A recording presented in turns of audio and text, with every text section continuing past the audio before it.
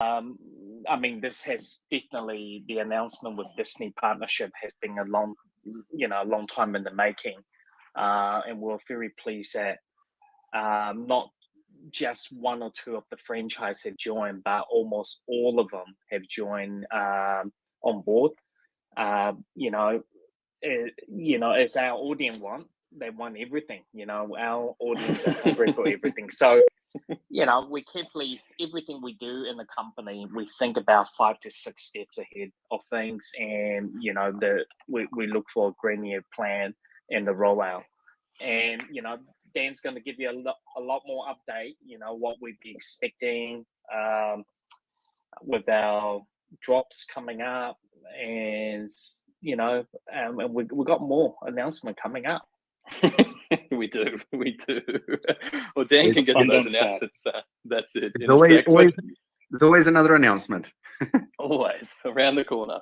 But look, maybe before we get to those kind of updates and things, I think a lot of people really like to get your personal insight, David, into these things. I mean, everybody knows Disney is huge, but I mean, personally, what does this kind of license mean to you? Do you sell Disney products in your stores? Has this been a long time coming?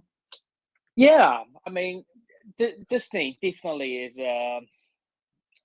how should we say it? I mean, it's a huge corporation. I mean, the IP they own across all the studios and the franchise they own, I mean, it's covering up to 60-70% of all the brands that you know of and you have grew up with, from Marvel to Pixar to Star Wars, and and there's other channels that they have bought, other studios, smaller one, and we'll be rolling them out slowly over the next year.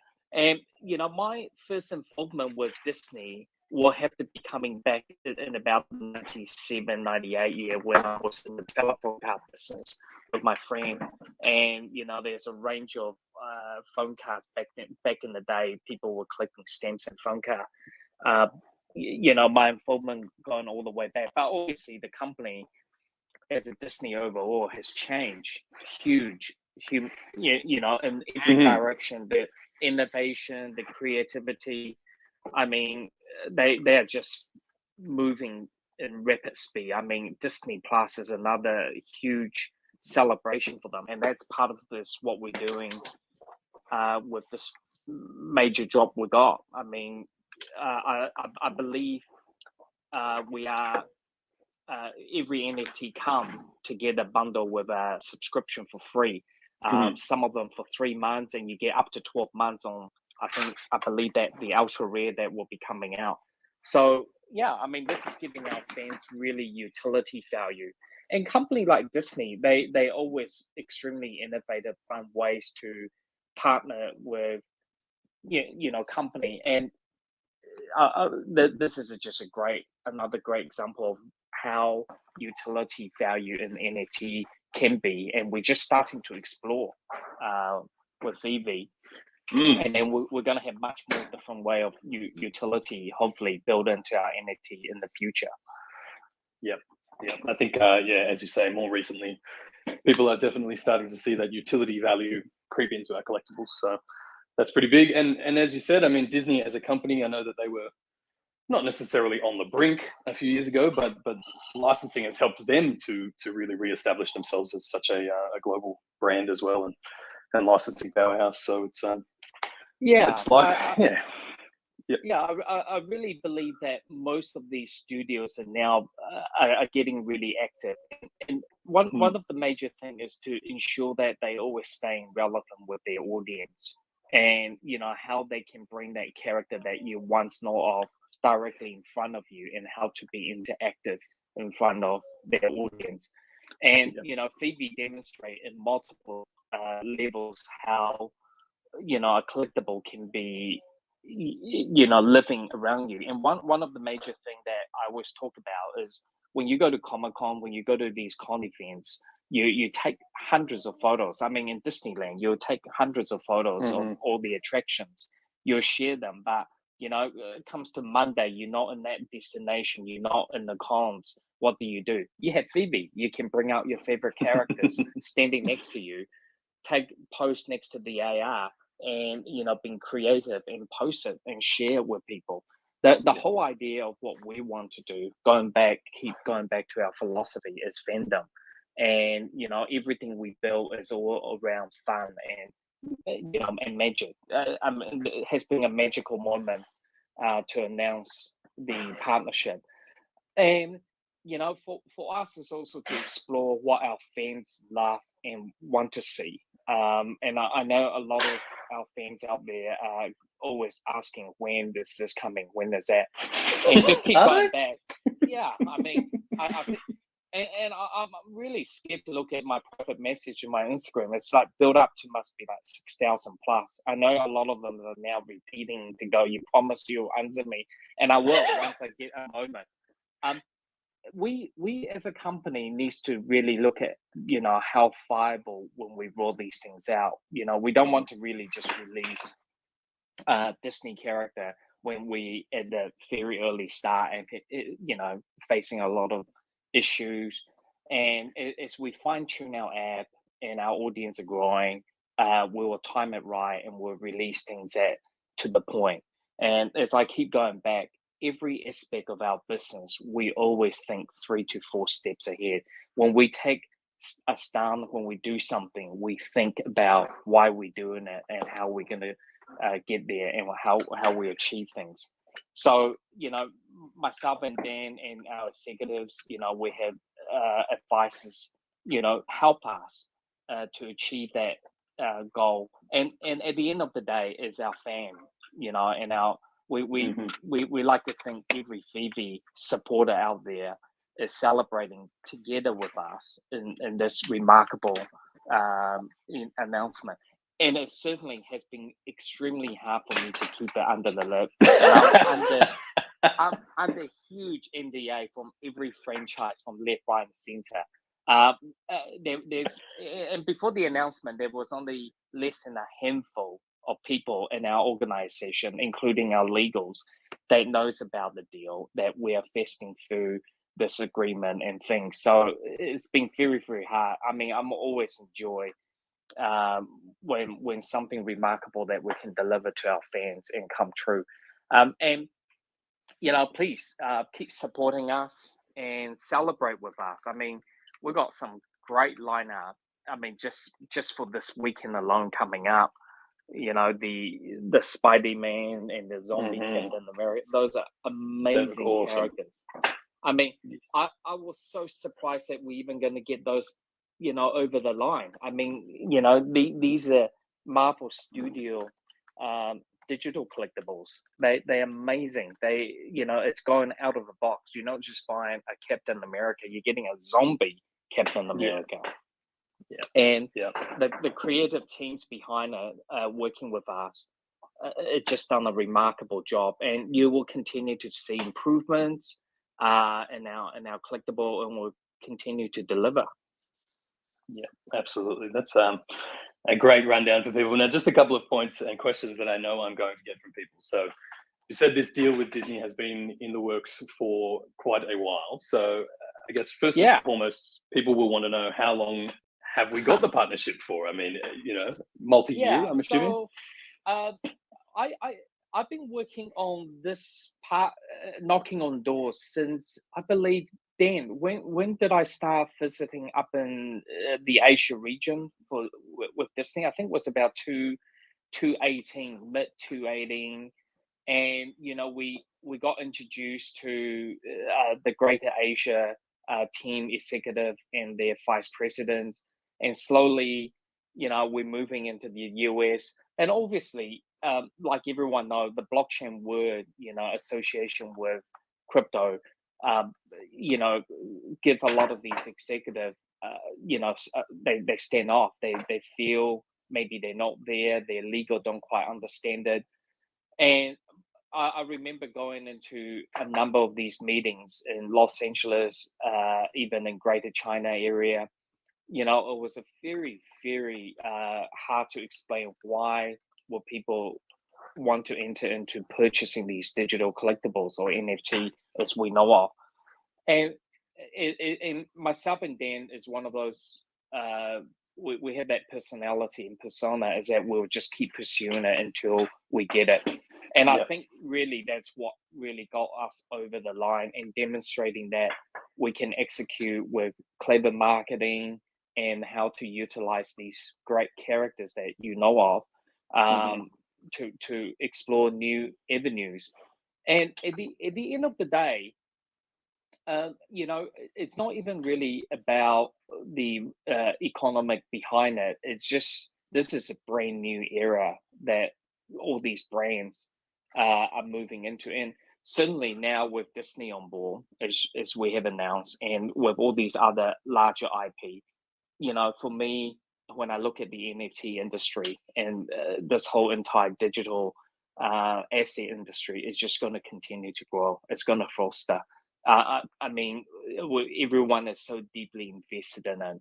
I mean, the amount of phone call, I just want everyone to know, the amount of phone call I got in email of other major tier one brand license want to partner with us after that announcement has just shown us, that this industry is really getting great cemented pillars.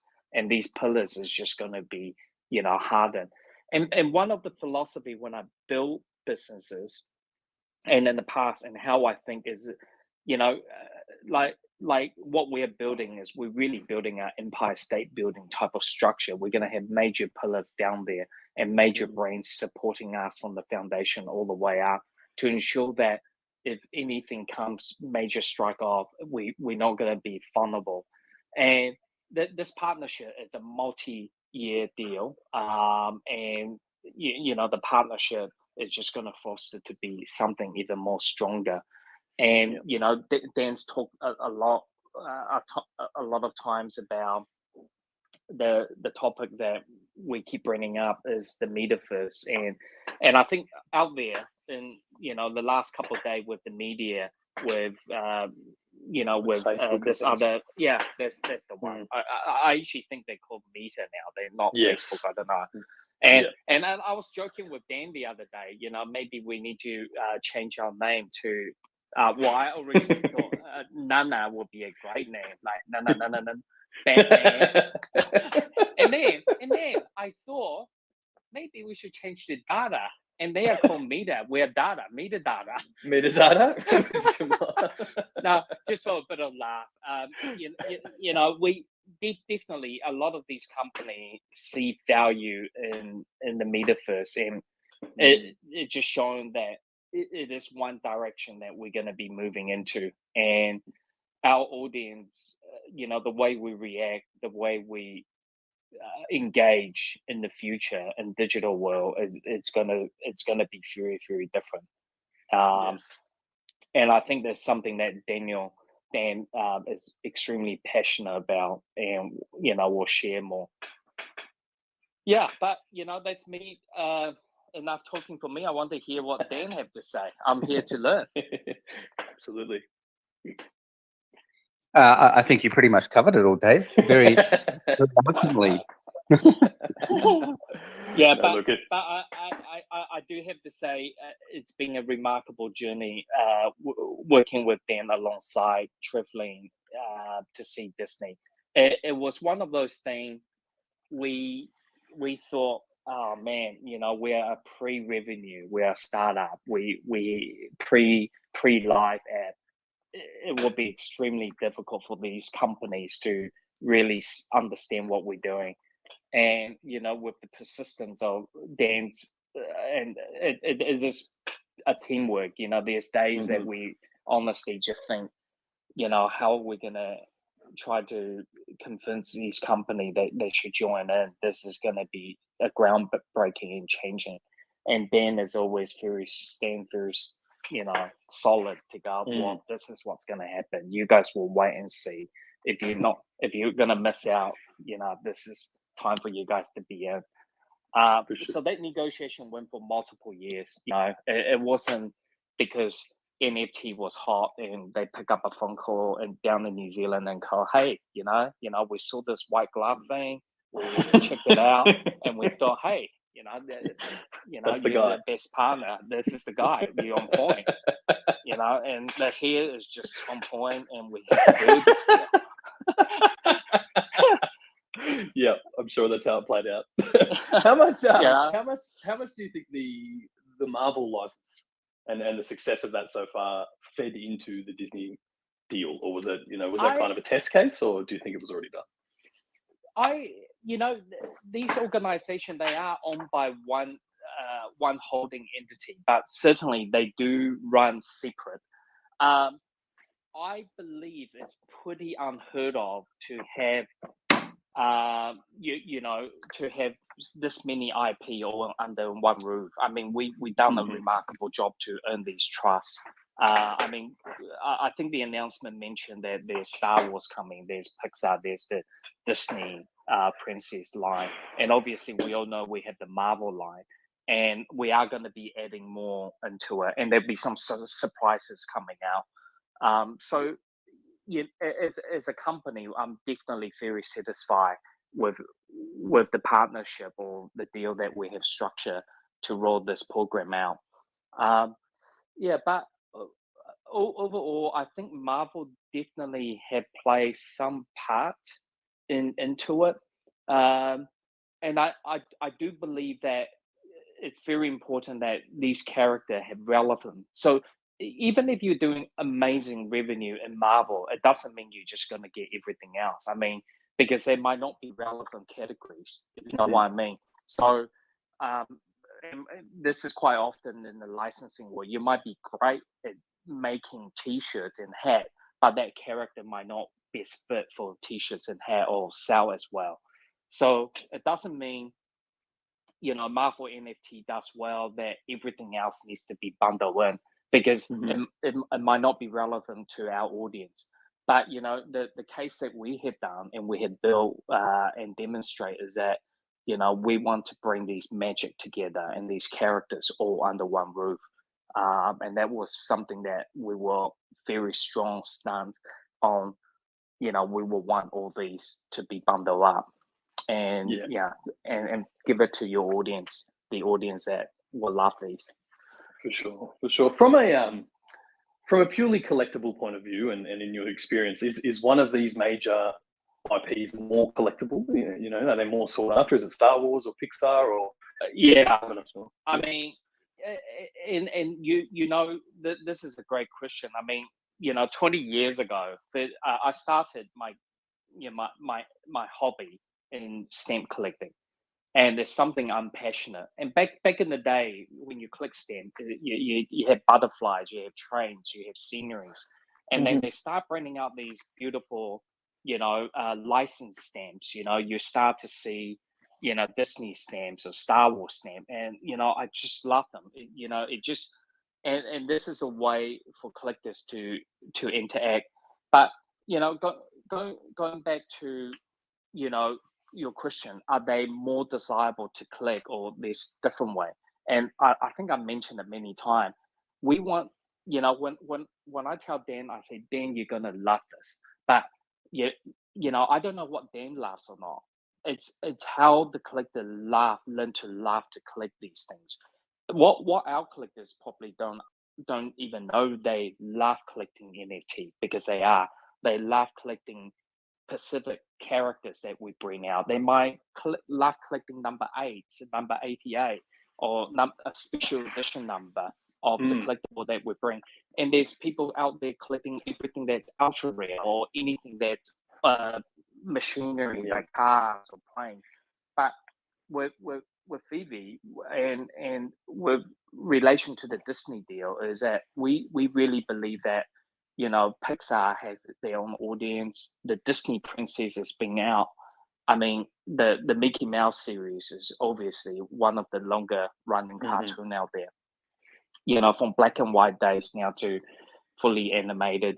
There's a huge fans out there. I mean, I don't know what the number is, but around the world, the Disneyland, Disney World, the attraction is still one of the top, amusement park people visit. Yep. And you can imagine one day these collectibles will be living around those parks as well. That, you know, things that in you know, in many years, how the digital will transform, you know, the physical park experience into digital. That is another layer of things that I really think, you know, it's going to add a lot of more utility value to it.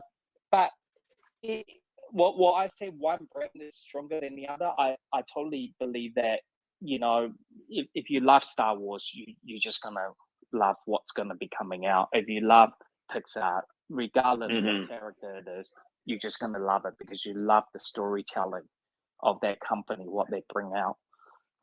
So I think everything we do will be very sought after one way or another. Yeah, couldn't agree more. Couldn't agree more. And as you said, they all bring their own audience and fans. And I mean, if we've learned anything, most of our fans are happy buying Murmur Corners, so I'm sure they will be happy buying Disney characters. Yeah, I think Alex and I are definitely in the Star Wars camp. For me, that is 100% the brand I'm most excited about. I mean, can you imagine having an AT-AT walk across your room and, you know, fire its blasters and interact with its speeder? I mean, yeah, it's going to be so cool. It is. I'll tell you a story about me and Dan. We, you know, just to get to understand the brand a lot more, we managed to visit the Star Wars Disneyland, the attraction. And, you know, the night before, you know, we were doing study, we watch all the YouTube, what not to do, what to do. And, you know, we decided to go in the park, and clever enough, you know, we thought maybe we do the anti-clockwise, you know, go the opposite direction what everyone does. And obviously we arrived at the new Star Wars camp. And, you know, what not to do, number one is don't buy a Star Wars lightsaber or be part of the workshop. That's what we say, because we talked about it. You know, you know, once you go in the workshop, you're going to be carrying that lightsaber the whole day.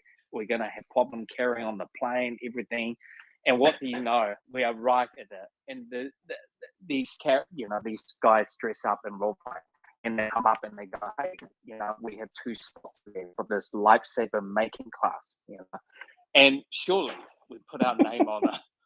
For the whole day, within 10 minutes. Within 10 minutes, we had already broken our rule.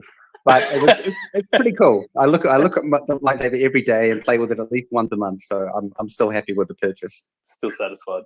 You know, and that's what fandom does. You set all these rules. You say, no, I'm not gonna buy. This is crazy. You know, there's all hype, and we bought into our own hype. You know, we get in, and because we are fan and we love that experience, that storytelling, and making your own lightsaber. And I do believe we've been told that, you know, there's a new lightsaber coming out as well, or maybe it's already out, a quite special one. So, you know, if you guys get to visit DCon, you're next to Anaheim, you know, if you get a chance to pop over to Disneyland, you know, it's definitely worth looking at it. Yeah, it's totally amazing. Yeah, that sounds good to me. I think there's a staff trip planned after DCon, just so you guys are aware. Oh, great! You must definitely get me one of those things. I'll tell you. I'll talk to you afterwards. I'll add it to your list, dude. That's it. Apparently, there's these new lightsaber that come out, but it's actually like a real light goes up. Yeah. So there's no plastic blade anymore. Apparently, it's all right. It's some kind of new fancy technology. Laser. Yeah. Won't cut through anything, but oh, well, that's pretty exciting. So, is that confirmation, guys? Are we seeing lightsabers on veve at some point? Is that? you know we can't confirm anything. I know we can't confirm anything. We'll put that on the back burner. We can hope. We can always hope. That's it. All right. Well, look, we might just reset the room and then maybe dive into some of these topics as well. We'll start with Disney and Disney Plus, but before we get there, just a big welcome to everybody and thank you for joining us on what is a momentous occasion to celebrate Disney Plus Day and the Master Collector Program, or the initial rollout of the Master Collector Program. As always, please share these links if anybody needs to find our resources. We do have a veve Discord server. We do have a Comey Telegram channels. And obviously you can find us through our socials as well. So if anybody needs those links, I'm sure the family will be happy to share them. But without further ado, we will cover all of the main topics probably in the next half an hour, all the sticky points we've found over the last week. And then we'll open up to questions from the floor and some of the pre-submitted ones. But to get started, how about we dive into Disney Plus Day? Dan or Alex, or does someone want to maybe speak to what we can expect, go through that rollout plan? Yeah, absolutely. I can't go into too much more detail beyond the press release, but as most people know who have read the article or seen the press release, the first drops that we'll be doing is in celebration of Disney Plus Day. I believe it's their first anniversary on November 12th. Mm-hmm. And so the exciting thing is that during that week, we will be doing a series of drops of golden statues that are sort of icons from some of the shows that you have probably watched on Disney Plus.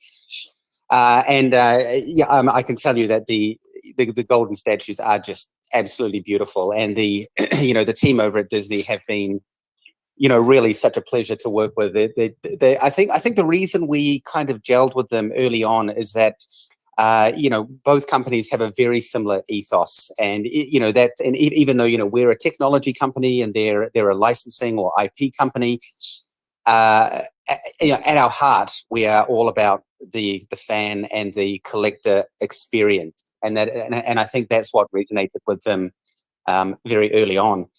And then the other exciting thing, which Dave already touched on, is that for each person who manages to secure one of the collectibles from the Disney Plus Day drops, will get a subscription to Disney Plus. Which again, I think it's so encouraging that we're starting to see these big licensors that have come on board with veve to realize that there's an extended layer to what we're doing, which is the utility. And I'm really excited going into 2022 that we can anticipate to see a lot more of that utility coming into the NFT space. So the fact that a big IP company like Disney and along with MGM and James Bond are kind of leading the cause. It's just it's so cool, and I'm just super excited to see what we're going to be seeing in the future. I don't think I can say too much more on the actual drops other than stay tuned, because we'll be starting to release more information. I believe it's from next week, and really excited to present what's going to be coming out. Yes, I am very excited to see it, along with I think everybody else waiting in the wings. But super exciting there, and as you said, that utility. It's nice to see real world utility from these NFTs. A lot of the space is full of digital utility or utility within gaming spheres, but to see that marriage between the physical and digital is a really encouraging sign, as you said. Okay, well, that's exciting. We'll stay tuned for more info from Alex on that front. Obviously, the next topic on everybody's lips is the immutable migration. So I know we had some technical development difficulties there that we have overcome. Is that correct? Yes, that is correct. And actually, just before I get into it, I just wanted to give a big shout out to some of the people in the community. Obviously, non-fungible, wonderful. I mean, I think 100 views on that YouTube video is me from just playing it over and over. So honestly, well done. And I have no idea how you bang this stuff out so fast. Oh my God. It took me 4 weeks to write lyrics. So, who else did I see? I think it was BB Giffy did an awesome, another one of his awesome videos. And also just a shout out to everyone in the community who I've spoken to about, Master Collector program, even the OB utility. I find it really valuable just getting feedback directly from people in the community about, things they like or things they don't like, and, where we should be heading. So just a big thank you to everyone for that. Now, in terms of immutable, as Reece just mentioned, and as we covered off in the last AMA, there was some optimization issues that we needed to resolve. and the happy to say that that has all been fixed up now, and we've run through all of our unit tests internally, and everything is looking very good. So we're hoping that the minting, which is the next stage, is going to happen very soon, and all going well, that will start kicking off around the end of next week. I think we need to move the all of the test work into the production environment, and once that's done, yeah, we can press on. So bit of a shame on the days, but hey man, you know, like I always say, this is the world of development, and you know, also, you know, we're still kind of a startup, and Immutable's still kind of a startup. So obviously, we're sort of bouncing around with resources and that kind of thing as well. For sure, for sure. And anyone who's been following Immutable will see that they've rolled out some pretty mega announcements lately, partnership with TikTok and things like that. So, you know, as startups, obviously that resource base gets spread pretty thin sometimes. But yeah, and just so people know that the integration that we do with Immutable is very different to, you know, what their standard integration is, because we have a very different business model in the sense that we have 1 foot in crypto, 1 foot out of crypto. We obviously have licensor agreements that we need to comply with. And so that's also one of the reasons that the development has taken an extended amount of time. Yeah, for sure. Good to know. And I mean, I might just take this opportunity to remind people that the minting phase, or what is known as phase 2, there is no user interaction there. You guys don't need to do anything during phase 2. And if I'm correct, we will take the market offline for a few hours when that migration is taking place.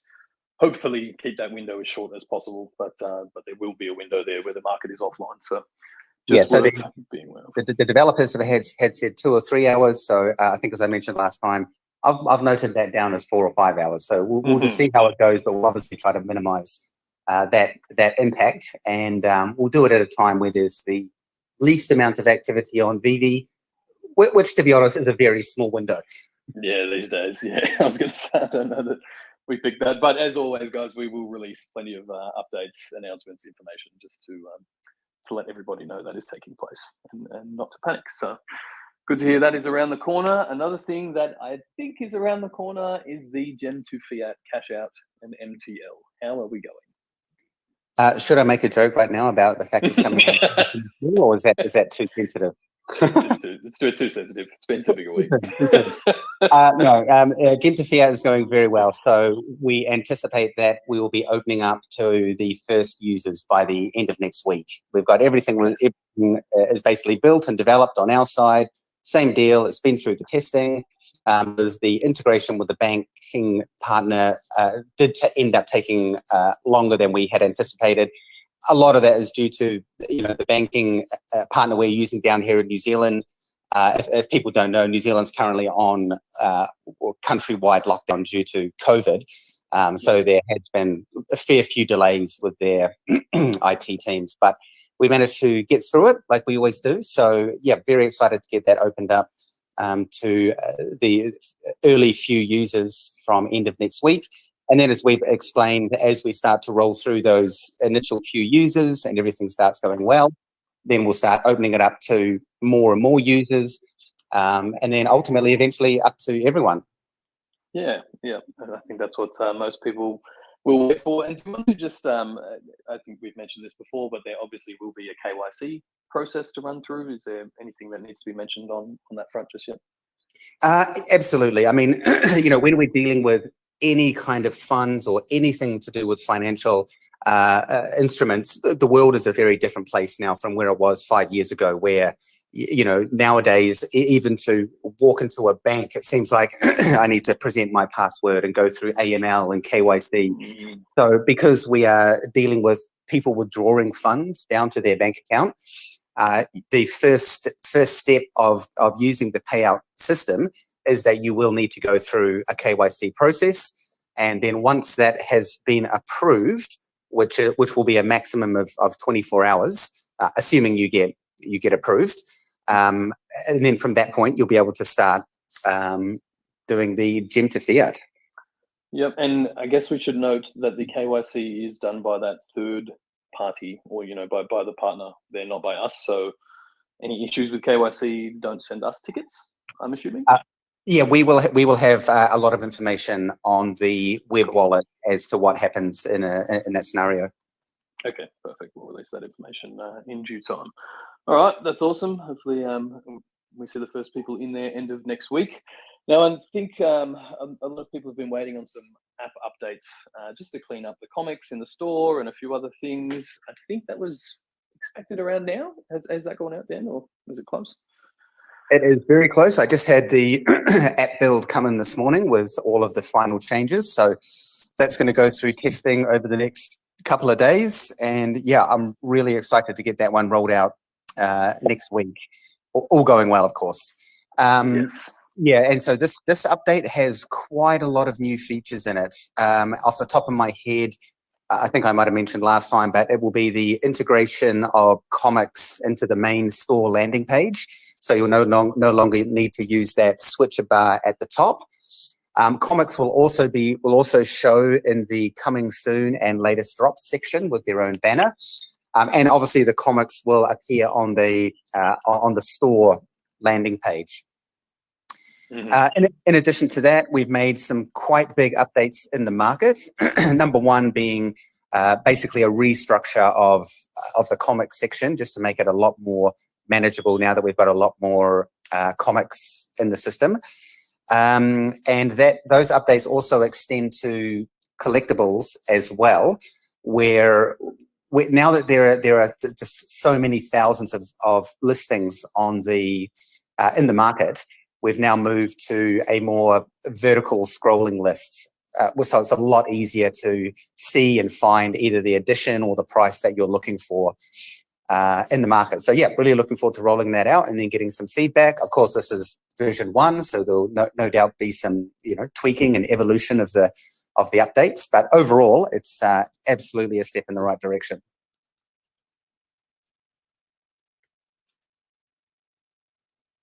All right. You there, Reese? Did you get your mic muted? Oh, yeah. Sorry, mate. Just talking to myself over here. That's fine. Doesn't matter at all. I think people will be excited for that regardless.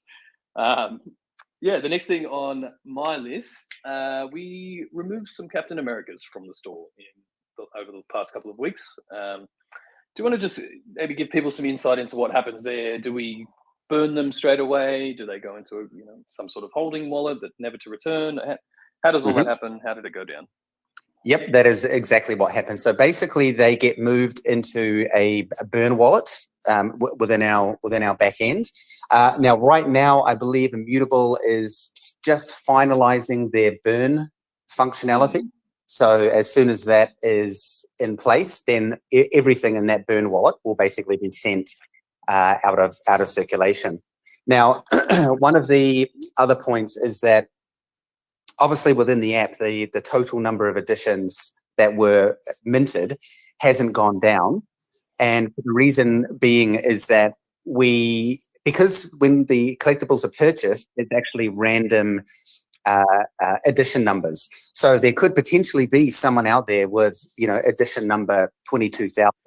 So what we're more than likely going to do is add another piece of metadata into the collectible screen that will show, the total available in circulation. So we'll always have there that there was, 22,000 minted, but that will more than likely add another row in just to say that there is now, I think it was something crazy low in the end, like 7,000 or 8,000 actually available.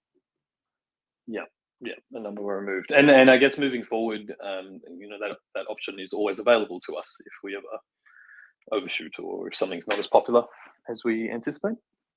Yeah, that's right. That was always part of, to be honest, it was actually always a big part of David and my strategy was that, and even built in, all into our back-end systems, we have the ability to add an end date in for, collectibles that don't sell. But then something completely random happened, which is that everything sold out. So we haven't actually had to use that up till now. Yeah. So, there'll definitely be some improvements around that now that we are starting to burn. Yes, yeah, and just on that layer 2 burn wallet thing, as you said, I don't know that Immutable have that enabled yet, or they're building towards it. I think up until now, to burn from layer 2, you would have to withdraw those assets to layer 1 and burn them on layer 1 or something like that. So makes sense to wait until their system is up and running as well. So that's a bit of insight there. Gents, because we're geniuses, we've decided to roll out some Disney stuff and then go straight into Decon, where we'll be rolling out a heck of a lot more artists. Don't even talk to me about it, Reese. My next 2 weeks is basically less sleep than I already get. It should be easy because they're right next to each other, right? I mean, Decon's right next door to Disneyland, right? That's how it works, right? Yeah, that's a valid point, Alex. But I believe we're doing a giveaway in the lead up. Yeah, so let me touch on that real quick. We have a good handful of Decon VIP passes to give away. So if you're going to be in the area or don't mind traveling a little bit to Anaheim, California, and make sure that this isn't these passes are just for a pass. Well, no travel or accommodations will be provided, unfortunately. But if you are interested in joining us at Decon and many other designer toy and art brands, I've seen the floor plan and it looks amazing. We're right next to Medicom as well as Mondo and some other heavy hitters. So please visit veve.me/giveaways and enter for your chance to win a VIP pass. That VIP pass includes Friday night VIP party access, as well as all 3 days of DesignerCon general floor. So yeah, Trevor, myself, Reese, Noah, we'll all be there, and we'd love to meet you.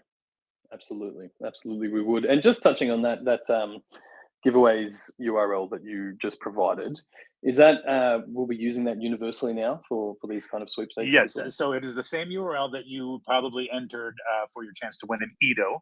Congratulations to those winners, by the way. Those have all been delivered.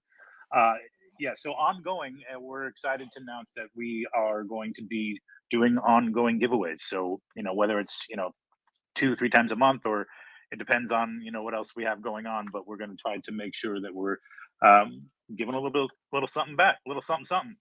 Absolutely. Everybody loves free stuff. So I know I do. Yeah, that's it. And while we've got you, Alex, do you want to maybe just give people some drop information? We obviously have Halloween weekend coming up, which is exciting. Yes. So 2 drops tomorrow.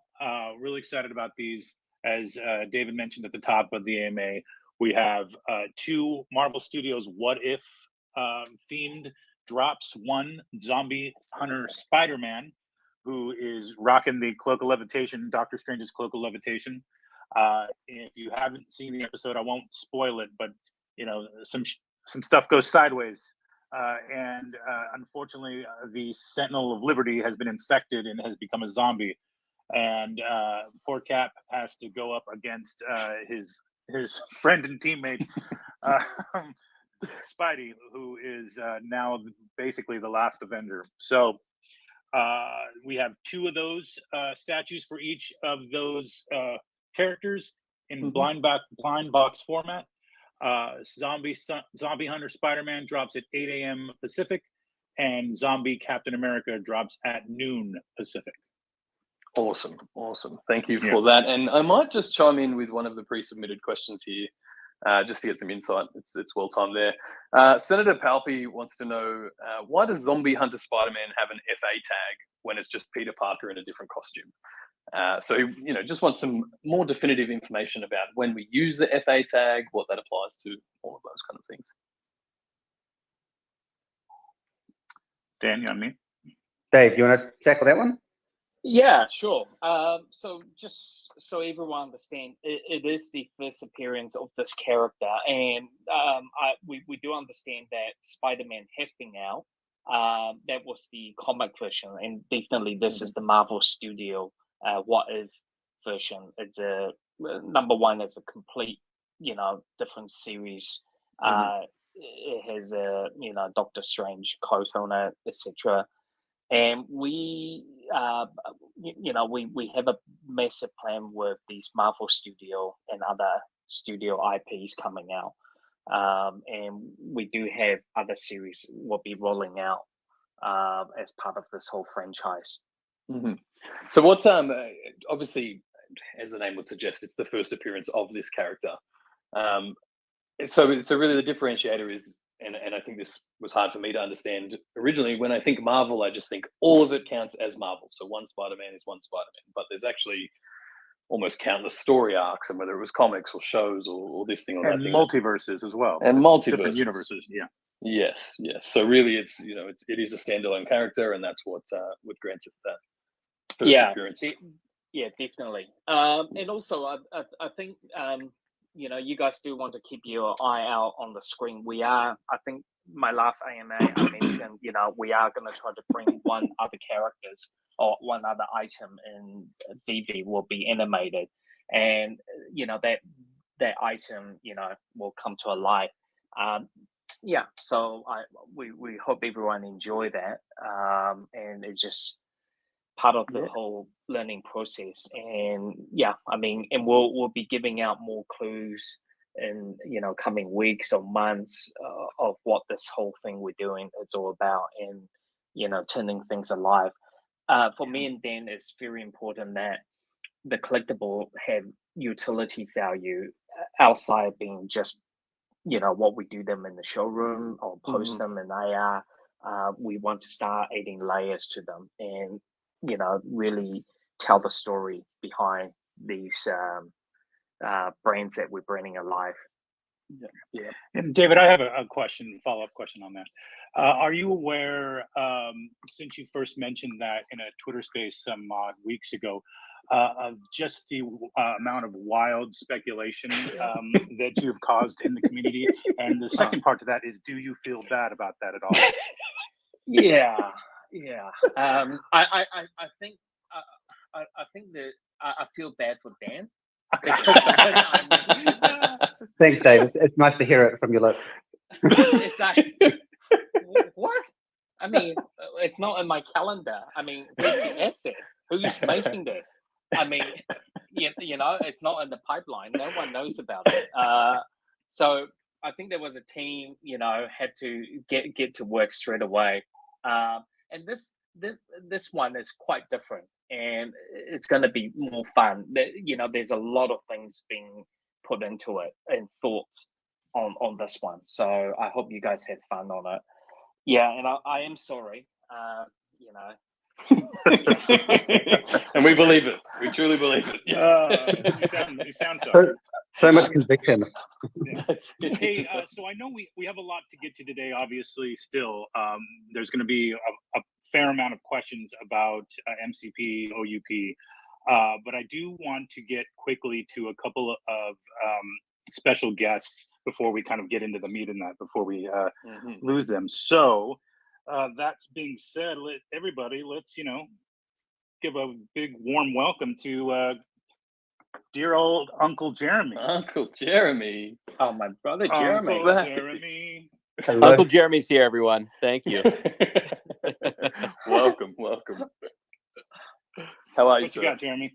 I'm good. No, I just listen. It's I just wanted to say to this team, well done, Reese, Noah, Alex, Trevor, Dan, David. Congratulations. You've achieved something that is absolutely unprecedented. Achieving the entire Disney Plus portfolio, inclusive of Marvel, Star Wars, Pixar, Princess, Disney Plus. It's a spectacular move. It is truly an unprecedented move. I mean, as you guys know what I do. Uncle Jeremy makes toys, Pokemon, Fortnite, Roblox. But you may not know, we're also a partner for Marvel. We took over the costumes business this year. We're about to announce a bunch more within the Disney portfolio. But I don't know if people understand contextually how high of an achievement it is to accomplish that. So you go look in any category, whether it's toys, collectibles, bedding, apparel, socks, shoes, whatever it may be. I defy you to find another partner that's got the entire portfolio. It's a very, very powerful move. And I just wanted to tell you guys how sincerely thrilled I am for you as a friend and as a holder of OMI. I'm also quite spectacularly satisfied with this move. Awesome. Hey, and Jeremy, Thank you, Jeremy. Happy birthday, sir. Thank you so much. Thank you. Thank you. I'm old. It happens. Not as old as we feel after this week. Well, it always looks easy when someone's executing at a high level. But behind the scenes, what you've all had to accomplish in a short period of time is nothing short of spectacular. Thank you so Awesome. much, Jeremy. Thank you, Jeremy. Yeah, Appreciate you coming up. I know we always like to get you up on stage when we can, but definitely wanted to say hello. Thank you. Appreciate the kind words. Feel free to toss me back into the audience because I'm just enjoying this very much. But if you see any value in having me up here, I'll stay for a while. Yeah, sure. I'd actually love to have you chomp. What would you call it? Chin wag, as OBL calls it, a bit here. Anytime. Yeah, we brought up another, well-known community member as of late. Definitely has dipped his toes in, and we've seen him on videos, and the community is definitely happy to have him part of the veve fam. So let's all say hello to Andre. Hello, Andre. What's Hello, up? How you guys Hey, doing? Andre, how are you? Good. I love your guys' stuff. Oh my gosh, you guys are awesome. Thanks, man. I have one big question to you guys. Mm-hmm. When Pokemon? Oh man, Just kidding. You're not allowed to do that when they announce Disney and Disney Plus. Yeah. That's true. 100% That's true. not allowed. That's true. Immediately That's true. No, the Disney Plus is incredible. I'm so excited about that. How long are the utility, tokens going to last, you guys think? Is it like for a limited amount of time, or can we pass on the tokens maybe to our friends who don't have Disney Plus? What do you guys think? Yes. Great question, Andre. So the deal that we have struck with Disney Plus is that the code is not for resale purpose, obviously, but they are transferable to your friends, family members. You do have to use the mark before the end of this calendar year, so 31st of December. You will have to activate. So it's only available for new subscribers or people who have their subscription just ran out and they can use it as a new subscription. So it's pretty good. And Gotcha. yeah, up to end of the year is enough time for those family and friend who wants to join on board. That's awesome. I've also been trying to get every drop, and I've actually competed against my friend Foster. He also does a lot of veve and OMI content, and I actually just destroyed him in button mashing, which I'm really proud about. But I can't seem to get a drop. Is there a trick to it, or is there going to be some sort of more of a lottery system in the future, or has that been implemented already? We are definitely looking at other drop mechanisms. As the audience probably knows, we started off with your standard traditional drop, and then we've added in blind box.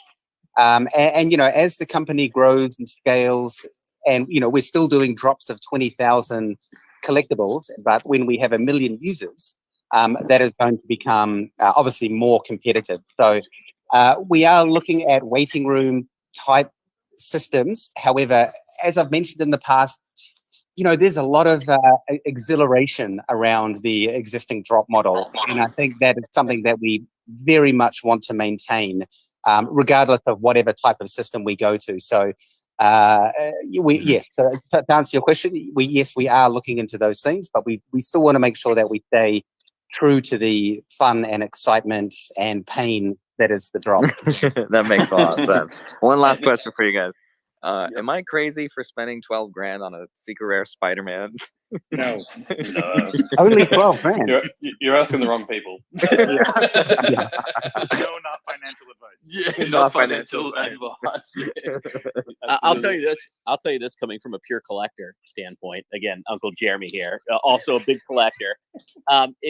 When you look at the Grail items in any particular category, there tends to be a pretty specific audience for that Grail item, and it tends to really, really, over the course of time, be some of the best performing within any portfolio.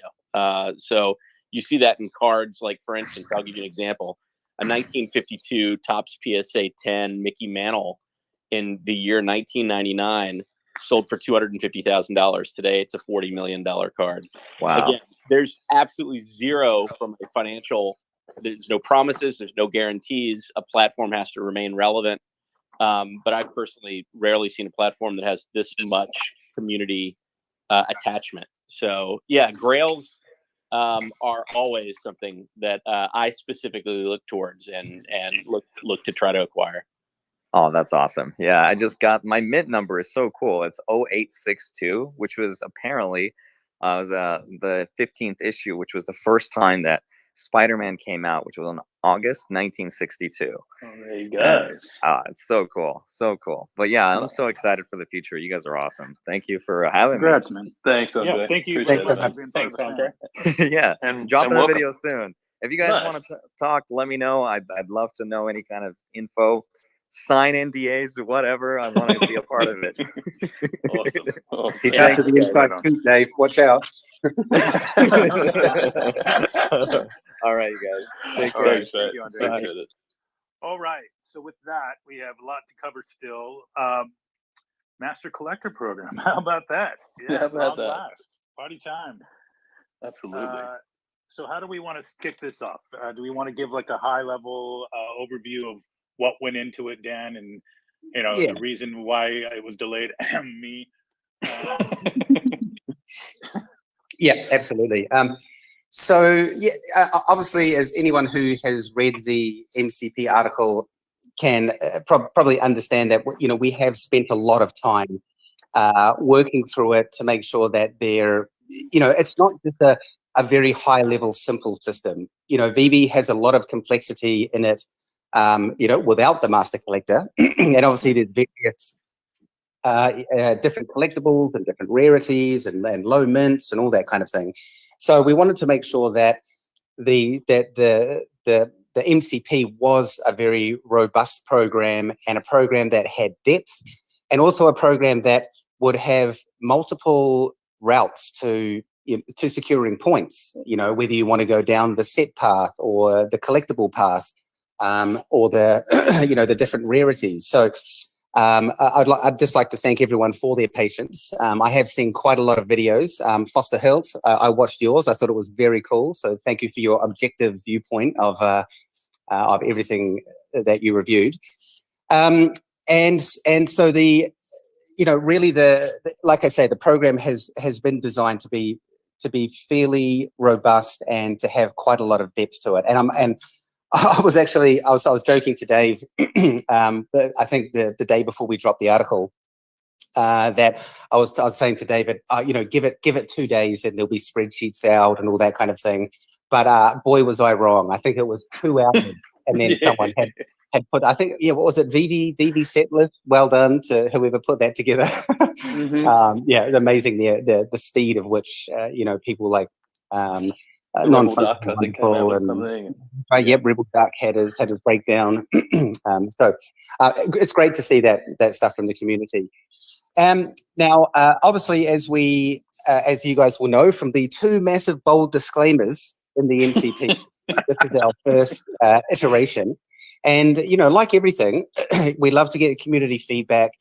And we try to take the master collector program or whatever we develop as far as we can and try to make it as polished as possible. But there is always feedback from the community. And that is why we like to put these articles out, so you guys can actually, come back to us with what you like, what you don't like, what does work, what doesn't work.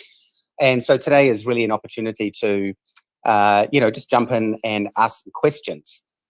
2 things that I will kick off. I know that there is a lot of sentiment of some sort around secret rares.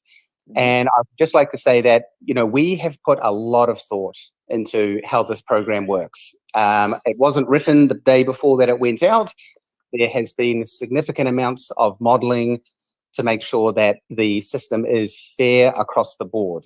And that means it's fair if someone purchased a secret rare for $7 or they purchased it for $10,000. There's been a lot of thought and a lot of calculation gone into the numbers. So I am looking at potentially revising the secret rare number. However, as you know, some of you guys that I've spoken to in the community, it is a very fine balance, and we need to make sure that we are taking into account every variable and every factor that we can, so not to bloat the system in one particular area or ensure that the system can't be abused in any way. So that was the first point. And then the second point was around the wagering of points in the drop lottery. And to be honest, I mean, I went back and forth with quite a lot of the team members as to whether we, if you take part in the drop lottery, whether you win or not, your points are currently spent. So there was a lot of back and forth internally, and we really liken it to, it is a lottery. If I go and buy a lotto ticket today and I don't win the $10 million, I can't turn up to the lotto shop and just say, hey, I didn't win, so can you give me back my $10? Mm-hmm. So there was a lot of thought and a lot of modeling going into this. And I think one other thing to consider, and I think I also heard this on Foster's video, which is that the drop lottery is high risk, high reward. You have the opportunity to guarantee yourself a specific rarity in the drop, depending on how much you wager, and that is the risk, that is the game. However, in saying that, we are revisiting the model just to see if that will still continue to work. For the time being, that's how it's going to remain. But obviously, I love to hear the feedback that's out there in the community. And again, I applaud the people who put the videos out within hours of that. I sort of anticipated that my Saturday morning I'd get up and watch some videos, but no, it was like lunchtime Friday, there was already stuff out. Yeah, that bit shouldn't surprise you at all. Maybe we'll just take a moment to remind people as well. I know it's in that article, but for the drop lottery, that is for an allocation of collectibles. It's not, the lottery doesn't run for the entire drop, and you have to wager to participate. You will still be able to participate in the drops exactly the same way as we do now. And that as well, you have to be very strategic on what you're putting all your points, wagering all your points on, because this isn't going to be something where the whales can automatically just bid or wager the most points every time. They have to be strategic about it. And if they wager all their points and they don't get it, or if they get it, then they kind of start from zero, or however many they wagered, right? So trying to spread it out. Yeah. But with that said, I want to start to get to the community because we've already kind of been on for an hour here. I know I'm going to pull up a few that I know have questions, have reached out to me with questions, or have sent questions in that I think that would be just better vocalized vocally. So I'll go ahead and turn that over then to Jailmite, who is well known in the community as one of our senior mods, and has really kind of helped shape this as just as much as Noah or I have with the in general, kind of like asking the right questions, and then we would go and kind of tweak those some of those, that wording and things like that. So appreciate you, Jeremiah. Thank you very much for being on stage with us. And what's your question? I actually have two questions. The first one is about the Master Collectors program. First of all, every time I read it, I get more excited about it. That's the first thing. But the question I have was regarding the rank system. It says that for the first 6 people, they get a free subscription to Master Collector Pro. My question is, what if you are ranking number 7, you pay for the subscription, and then the next day you're rank number 6? How does that work? And the follow-up question to that is, what if you're number 6, and then you go back to 7, how long do you get to keep your Master Collector Pro status? Right. GMI, you may need to reread that section, or maybe we need to rewrite it. But it's not actually the first 6 people. It's the top 6 ranks. So out of the 23 ranks, that would be the 17 upwards, if my math is correct, which it probably isn't. Those people who are in the top 6 ranks, which could potentially be thousands of people, they will be given free access to MCP Pro. For the reason being is that, you know, if you are a top rank user, then you obviously are a very strong collector, and you're obviously very strong in usage within the app. And for us, you know, we just want to reward those people for, you know, for being such a big part of the veve platform. But do they lose the rank? Like, let's say you are part of the top 6 rank, and then let's say the next day the new points gets flowed in and the rank's updated, and that person that was in the 6th rank drops down to number 7. Do they automatically lose their pro status? Yes, they will. And that happens over a 24-hour period, like every day when it updates? That is correct. Yes. Okay. My second question is actually from the Discord community, something that came up that I wanted to ask. So with the move to Immutable X, does it change the status that, let's say, Todd Batman, it's being reminted on Immutable X. Does he lose the status of being the first NFT because it's being reminted again, and the original one on the Go chain is removed? No, we'll be doing everything we can to retain. Obviously, we are reminting, but you know, in terms of the drop date, the metadata that comes with it, that Batman number 100 will always be known as the OG Batman. That's awesome, because that's my favorite collectible. Awesome. Thank you, Jim. I appreciate Thank you. Prop, what's up, Prop? What's going on, brother? Hi, David. Hi, Reese. Hi, Dan. Nice to speak with you guys. Congratulations on this accomplishment. Absolutely massive. I see there's probably the biggest thing in contention from the Master Collector program amongst users is what you mentioned, whether or not the secret rare collectibles, whether it be comics or the statue collectibles, are, you know, have a high enough point reward to them. And I honestly personally think that you guys really did put a tremendous amount of thought into it. And I don't think it was as inconsiderate as some people are saying. Thank you. I do know that you have kept in mind people or the users who, you know, don't have much of an advantage as, you know, some people who have, you know, unlimited amounts of money, right? And I really respect that. And I think that there is something to be said about, you know, aspiring to advance, you know, and things to not just be sort of too easy or given to you. With that said, I think I just wanted to ask, is one of the, maybe perhaps a solution to that is maybe to have a milestone bonus for holding secret rares, or maybe only secret rares. So if you maybe hold it for every 30 days, there's an extra bonus to that, which will incentivize holding it longer, actually, rather than flipping it, which makes it even a bit harder to get, rather than just giving it an extra, you know, 2-3 points, which could be something that could easily solve it and mend everyone together there. I also had a really interesting thought brought up last night in a Twitter space about FAs and first appearances and the value of collectibles from season 1 to season 2. And I was wondering if you guys considered giving, and I know this is early on and it's the first draft, but have you also considered giving an extra bonus on first appearance collectibles or first edition collectibles?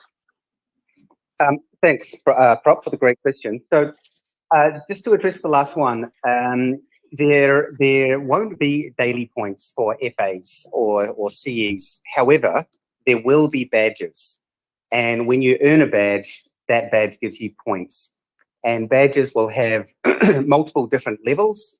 You know, like you see in most popular games now, you might get FA badge number 1, you know, potentially right up to FA badge number 10. And each time you get one of those badges, you will get some points around it.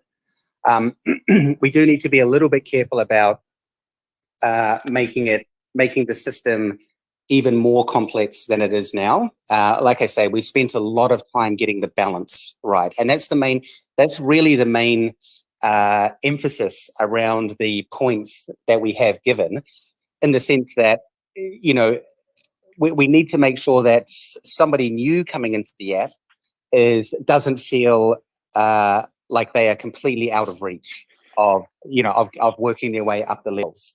And we need to make sure that those people who are already the higher level are getting an advantage for what they're holding.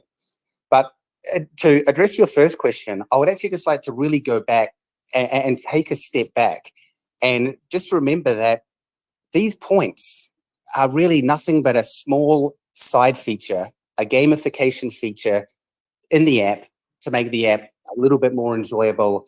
And of course, so you can flex over your mates. Oh, you're only a level 100. What a loser. We just need to make sure that, the joy and the value is in the collectible itself. I mean, I'm not going to go and buy a secret rare because I'm going to get extra 0.5 points per day. I mean, that's not how we should be thinking about this. You're buying that SR because, number one, you're one of 250 people in the world who owns that. There is massive value in that alone. And in addition to that, you're holding a collectible that looks amazing and is highly coveted by many other people. And in most cases has a higher monetary value. Those points are really the core when it comes to thinking about a collectible. So I know there are a lot of very passionate people out there about the MCP, but I think I just want to remind you that this is just an extra feature in the app.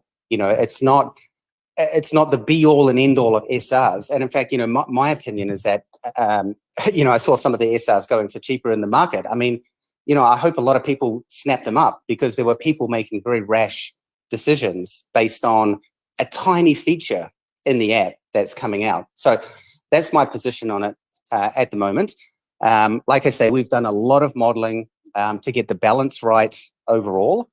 However, we, of course, take feedback from the community, but please don't expect that there are going to be significant amount of points for an SR because it will literally throw the model out. And ultimately, it will become a game of whoever has the most money is going to win. And that is absolutely not our ethos at veve, which is why we sell collectibles from, $13 upward. We're not selling things for sort of 5 or 10 grand. So there are so many factors that come into play when building out something like the MCP. And I can absolutely appreciate and understand that when this model comes out, a lot of people are more than likely seeing it and interpreting it based on their own collection. But that's obviously something that we can't do on our side. This needs to be a holistic, ubiquitous system that is designed to help everyone, whether you're a beginner or whether you're a master collector, get through the ranks and levels. Well said. Thank you, Dan. I do believe that will be the prevailing sentiment. Thank you so much for pointing that out. Thank you. Thanks, Prop. So on that note, we have a pillar of the comic collector community with us on stage.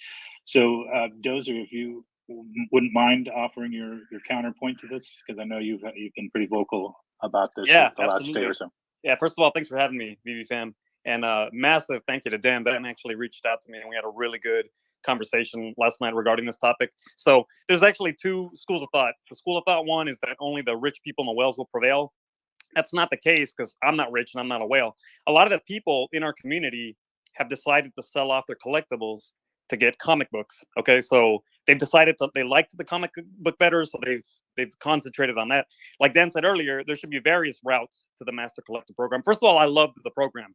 The only thing I was against was the valuation of secret rare comics. You should not be getting 0.5 more comics points for the secret rare comics as for a common. So with that being said, that's all I want to see. I want to see people to have that option to become a master collector, whether they want to focus on collectibles or comic books. And with that being said, by doing that, it'll be better for the ecosystem because by giving secret rare comic book collectors just a little more points than 1.5, it'll be that awesome incentive for them to hold it. Because otherwise, like we're seeing right now, they'll just dump them and buy collectibles like me. Like I love my Marvel Comics 1 secret rare. I love my Kang. But I mean, if it meant that much to other people, they would just sell it right now, cash in their 20K gems and just buy collectibles instead. And that's not what I want to see. These are so hard to obtain on drop. They're so hard to buy in the market that the people actually that sold their collectibles to get that special item and they want to hold it, to some extent should be rewarded to the point where they also can become a master collector. So, I mean, like me, I love comic books. My head exploded when we got comic books. My head's exploding now that we're getting Star Wars. And at the end of the day, we've gotten to that point where we have so much stuff incoming that people are only going to collect what they want to collect. Yeah,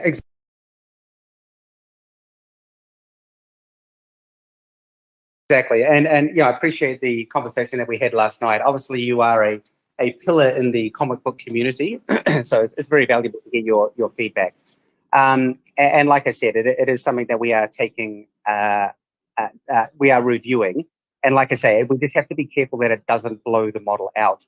But I would like to touch on something that you said, which is that people are selling their collectibles to buy the comics they want. And that is and always has to be the core of why you're collecting. And I think I can just tell the audience now, if you're collecting for points, you're doing this thing the whole wrong way. I mean, yes, you will get some advantage for points, but you know, we're a collectibles business, and ultimately that's where, like I mentioned just before, you know, where the value, etc., comes in. But yeah, those are really appreciated your feedback. It was great to get your insights from yourself and the other people you were talking to. So yeah, totally. And it wasn't just me. Like yesterday, I was driving and my freaking phone just started blowing up with texts from a bunch of random members of the community, and I'm like, "What the hell?" So I started checking, and yeah, like once I saw what they were, you know, concerned about, I'm like, okay, yeah, I could see that being a problem. One common comic, 1 point, secret rare, 1.5. I could see that being some issue. Like I said, I'm not asking. I don't think any of these people are asking for like 50 points for a secret rare. Just something more, you know, more in the line of a set that's harder to complete, like the other more difficult sets to complete. That's how difficult it is to obtain a secret rare on some of these. Reese, I think you suggested 0.501 points, didn't you? Blame it on Reese. Throw me under the bus. You're right there. No, that was me. I was just joking around saying that. But yeah, no. Thank you for the feedback. 100%. I mean, that's exactly why we put these articles out, because you know we want to hear from people in the community. It is a complex model, and you know maybe there are some things that we might have brushed over a bit too lightly on, or one of the specific routes isn't yielding as quite as much as another route. So yeah, thank you. We will be doing another deep dive into it. And just awesome, Dan. Thank you very much. Thanks a lot for reaching out to me last night. That actually meant a lot to me. And thanks for having me on, Alex. Of course. Yeah, man. Thank you very much. Let's move on to Sparky. Hi. Thank you. All right. I just had 2 questions, and the first one was more clarification on what you said earlier. We do all know that Todd is like the first Batman and all that, but when it is reminted, is it gonna hold the respective dates, or is it on the minted date of Immutable? That is something I will need to check with the developers. So let me circle back on that one. Okay, thank you. I appreciate it. And then do you have an ETA on Showroom 2.0? Now, Showroom 2.0 is looking amazing, and I'm actually going to be posting some videos of both the new showroom and also the new empty space showroom on my Twitter this week. Basically, everything's ready to go. Now, my only kind of concern, which, you know, and of course I learn all of my concerns by mistake, is that that is quite a big update to the app going in. And that is going to be happening right before Disney and right before DCon. So from my perspective, I just need to make sure that the timing is right, because I wouldn't want any issues or any problems in the app that might disadvantage people from getting, you know, from taking part in those drops. So thank you for hanging tight, everyone. I know the new showroom looks so beautiful. I mean, I almost feel like I feel a little bit of vomit come up in my throat when I go back into the showroom V1. So it is a massive update. And the empty showroom has got some really cool features. I can't remember if I touched on this last time, but basically what you can do in this empty space, so as you probably all gathered, there's no walls or a gallery showroom around it. You're just in this kind of grid, what would be like a Tron kind of area. And then you can place all of your collectibles, move them around, scale them as you normally do. But when you place those collectibles in AR, we have a new feature that we've added in called Move Set or Move Group. And what this allows you to do is, let's say you've spent a couple of hours setting up all of your collectibles in a really beautiful layout, and you want to drop those collectibles in AR, but have them all positioned somewhere. Like you might want to put it on a shelf or along the wall. Now, what would be extremely painful, and I think what people have had to do up till now, is move each of those collectibles individually. But now with the new Move Set feature, you can basically turn on Move Set, and then that will allow you to scale, rotate, move all of the collectibles in that scene in one go. So I'm very excited to see what people are going to do once we start to get this empty space showroom out, and we can start seeing some really cool collectible dioramas in AR. Yeah, I think all the Voltaholics will be happy. Just with a that. touch point. I've been waiting for the showroom 2.0 for so long. Woohoo. I make my own room, which I'm gonna put it on my Instagram of my showroom 2.0 tonight. It's a special preview. Oh, okay. Special preview. Right. Okay. Wait, Special preview. Are you trying to trump my preview on Twitter next week? Yes. I'm gonna post mine. All right, now. well, maybe we should have a little competition. Let's put up a vote. Who's got the best showroom? So please do stand by. My 2.0 long-awaited showroom coming. I don't know about you guys, but I feel like we're about to get used. You're about to get you for sure. It's gonna be a shoebox or something. All right, let's move on to Austin. What's up, Austin? Hey guys, how's it going? Love everything you guys are doing. Congratulations again. So I know how the some of the community is feeling about the MCP. I feel like a lot of people are struggling getting drops, right? So they think it's an opportunity to use this lottery to their at most advantage to get on the drop. So that leads me to my question, because I know a lot of people say they hustled and they worked hard, which is true, but they were fortunate to be early, right, to the game.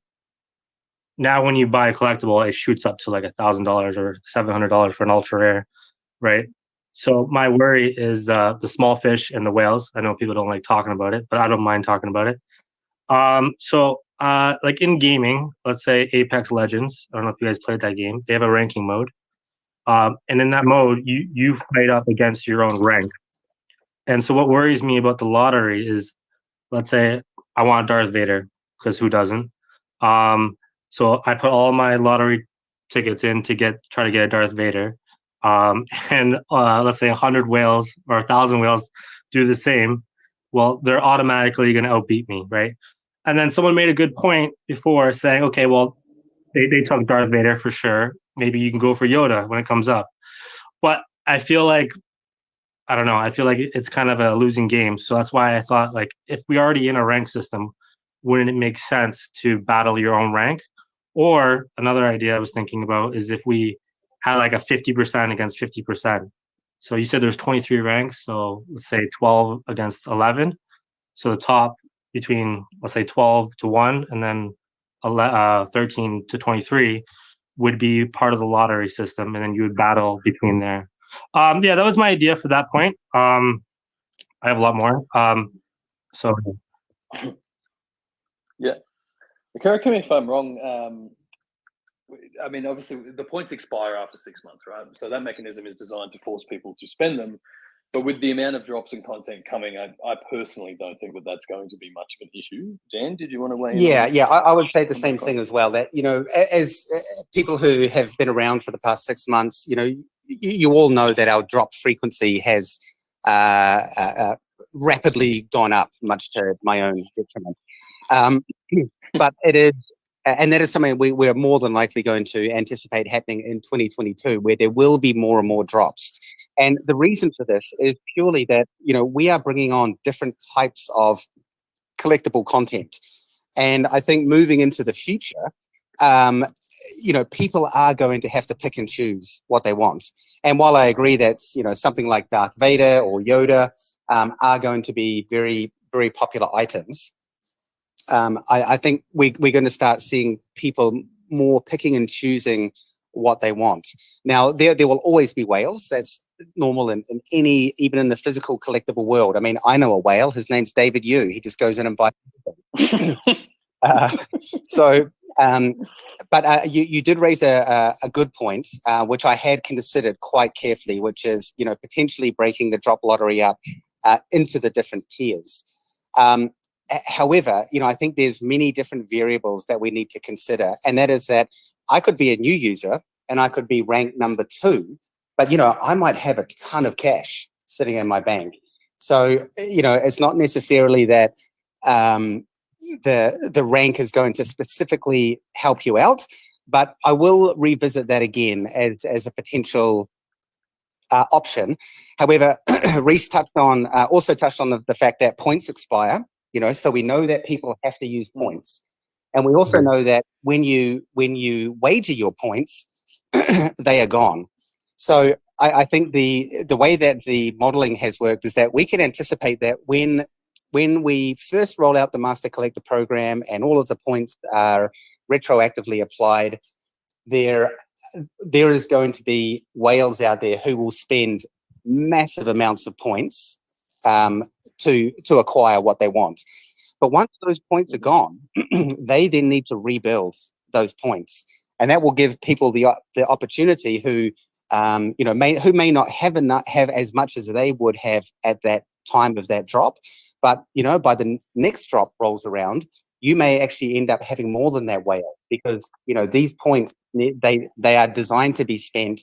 They're designed to expire for that exact reason, to add some balance into it. So, yes, I could come in as a whale and spend, all 2 million of my points or however many I've got to secure a drop. But once those points are gone, I then need to, rebuild my points at the daily point level. So there is a degree of fairness and balance in the current model.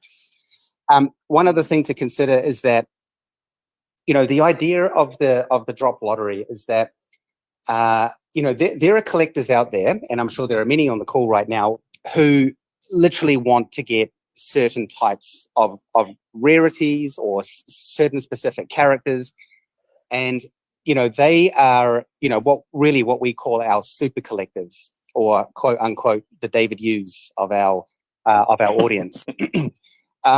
And ultimately these are the guys who complete all of the sets, they buy all of the collectibles. And so we also feel that if you are one of those people, we want to show you a bit of kudos or a bit of kindness to say thank you for being a part, such an active part in our community, and that is why they are getting more points, because of everything they own. So we please be rest assured that we have considered all. Well, okay, I won't say all. I'll say 98% of the factors involved, and that was one of the reasons why the MCP took so long to come out, was to make sure that we could have something balanced. But I thank you for your first suggestion, Austin. I'll revisit the multi-tier drop and just see how complicated that gets. You had another question? Yeah, I have two short ones. I know someone who in the community was thinking he just wants Viviverse land and that's it, right? And it sucks for him because he's planning on just to hold his points as long as possible. But that if he loses all his points in 6 months, it's kind of upsetting to him, because his whole goal is to buy Viviverse land, right? Which I don't blame him. Well, I would want to do the same. I'll just stop you there. At this point in time, no one has ever said or ever published that points will get you land. So I think we've got to be very careful about the assumptions that we make and the assumptions that we hear. To qualify for land is going to be something almost equally as complex. It's not just going to be a one-dimensional, oh, that guy gets it because he's got the most points. There's going to be many factors involved. So, we've got to be very careful about making assumptions that haven't been published by veve. Okay, great. Thank you for that. My last point was the comics. I've seen people are kind of upset they're not getting as much love regarding the MCP. And my suggestion, you guys do whatever you will. I was thinking if the rare got 0.4, ultra rare got 0.6, and then secret rare get 1, I feel like that would provide a lot more of assurance to buy those comic books. But yeah, those are all it. Thank you for your time. Cool, appreciate that. And yeah, like I say, we will go back and revisit the points for the SRs. Great. Sam. Hello, how's everyone doing? Well, thank Yeah, you. thank you. Welcome. So, first thing I just wanted to say was just a massive congratulations to what you guys have been able to achieve. You know, I got involved back in March, you know, never even heard of an NFT before. And, you know, now I can't even imagine my life without them. So, you know, it's just been incredible to watch all of you been able to sort of build and mold and bring people's favorite fandoms into the world and bring it through the medium of NFTs. You know, I'm incredibly excited to be a part of this vision. I'm excited to be on this space. I think it's an incredibly historic moment for veve. You know, Marvel was huge. Having the whole portfolio of Disney is just mind blowing. And, you know, I've just got to give props to you all. You know, you inspire me daily to continue to push hard in my own goals. And, you know, it's an honor to be on this space tonight. Thank you. Thank you, brother. Thank you. So my question, okay, so I'm sort of a big collector of min numbers. You know, it's no secret. It's one of my favorite things to do. It's become a huge passion of mine. What I'm asking today is, first of all, it's just a bit of a clarity on one of the things that I read. So it's the 151st mint that gets sort of the added bonus. Does that start from the 40 of the public mints, or does that start from 1 to 150, or is that 40 to 190? That would be 40 to 149. However, I was discussing it with the team this morning, and we might look to up that number. So, you know, potentially, and this is not confirmation, you know, maybe to up it to maybe 250 or 300. I think there has to be a cutoff point at some area. You know, I mean, if you manage to get a 500 or 600, like, yeah, it is low overall, but the idea of, you know, there are people out there who collect sub 100s and sub 150s, and, you know, those are often difficult to get because often the price, and, you know, people don't often want to give them up. Yeah, I completely agree with you. You know, we all have our different collecting goals, and, you know, for me, going for lower mints has its own value, and just to see you even be acknowledged within the Master Collector program is pretty cool to see. And the second question I was going to ask was, I guess it is more to reference maybe potentially incorporating some more areas of mints. I think it would be an interesting idea to share with you guys. You know, something I was thinking about earlier was potentially maybe instead of having daily recurring mint number, recurring points for lower mints, even though it's a great idea, maybe you know, for 2,000 and lower or 3,000 and lower, have like a weekly where maybe you get a 0.2 and sort of to encourage, because I think there's a lot of people that have different collecting goals with min numbers. I know specifically for me, I talk to people every single day about min numbers. I mean, it's literally taken over my life. And so, yeah, I mean, it's literally like a huge part of you know, I enjoy it. I enjoy doing it. It's a massive passion area for me. But it's just interesting to see and speak to different people. You know, like you say, some people do go for the sub 100s, but I have people, you know, even in my household, that go for sub 3,000, sub 2,000. So maybe it might be cool. I don't know, it'd be a cool idea to share with you guys, just to, you know, even if it's just a weekly, you know, maybe 0.2 per, you know, just something that I just thought it'd be an idea like to share with you tiered, guys. Yeah, some sort of tiered thing. My only objection with that is that we're then directing people to specific collectibles as opposed to completing sets. You know, it's kind of encouraging that yeah, I mean, it could work. No, I actually agree with you. Yeah, it is true. I mean, obviously, I've counter questioned it in my own head before. I was like, you know, there is obviously caveats to it. I agree with you. You know, I just thought it might be an interesting thing to share with you all. But, you know, like I say, it's just a pleasure to be up here and just even be invited. So, like I said, they're my questions. Thank you for having me. And, you know, what an honor to be a part of such a historic moment for veve. You know, congratulations to you all. Thank you. Yeah, thanks, Dan. And thanks for all. Yeah, really appreciate that. Now, yeah, just to touch on your question, I absolutely did scope out, you know, different tiers of low mints, and you know, I think just remember that once the program is developed and rolled out, you know, it's not locked in stone. We may decide at some point that, you know what, we're going to add a daily bonus for sub 1,000 or sub 2,000s. We just need to be a little bit careful in the beginning. The system is already quite complex, so I think we want to get it out, make sure it's working, check all the numbers, make sure it's all, you know, on track as to what we thought, and then after that we can always look to add new things. I mean, even with the badges, offer a huge opportunity as well. And you know, who knows, maybe one day even a badge, if you manage, like for example, let's say there's a royal flush badge because you've got a set with you know, consecutive numbers. You know, there might be a badge for that, and potentially there could be certain badges that will give a daily recurring point. So I think, you know, let's just remember this is, you know, first iteration. I think it covers, I won't say 98% anymore, I'll say it covers 90% of you know, what people were expecting. And you know, even though there's been a lot of negative sentiment out there, you know, overall the MCP is actually pretty damn cool. It is a bit disappointing to see so much sort of negative stuff about you know, a small part of it, when there is so much to celebrate about the overall program. And you know, the reason we're on this call today is so we can get your feedback, and it's the reason we do put these articles out. So yeah, you know, Well, I have to say, just quickly, just to let you guys know, you know, my personal opinion on it is you guys have done an incredible job with the Master Collection program. I was just incorporating and sharing a few little ideas. You know, I love what you've done. I love what you've been able to achieve with it. And I think what you've been able to do in incorporating balance, you know, I think it's so important that we remember this, you know, and I think you guys, obviously, you guys know that completely, you know, that the balance system, so everyone has that fair playing ground to be able to do what they love and not have to be incorporated just around money, but around their fandoms and things they enjoy. Yeah, I just got to give props to you all. I mean, it was a really fun read and a very exciting, next very exciting week. So thank you for having me again. Appreciate it. Thanks, man. Thanks, Sam. I'm going to move ahead to a couple of questions from Twitter, and then we'll get back to the stage. So, Emoji, Foster, just give me a few minutes here. Brother Jagamus asks, if I have all of the Amazing Spider-Man issues, is that 8 points a day? And if I have 3 of each of those issues, does that count as 3 completed series of the Amazing Spider-Man, equaling to 24 points a day?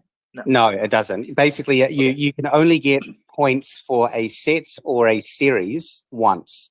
So if you have multiple, I mean, with comic series, it's a bit different.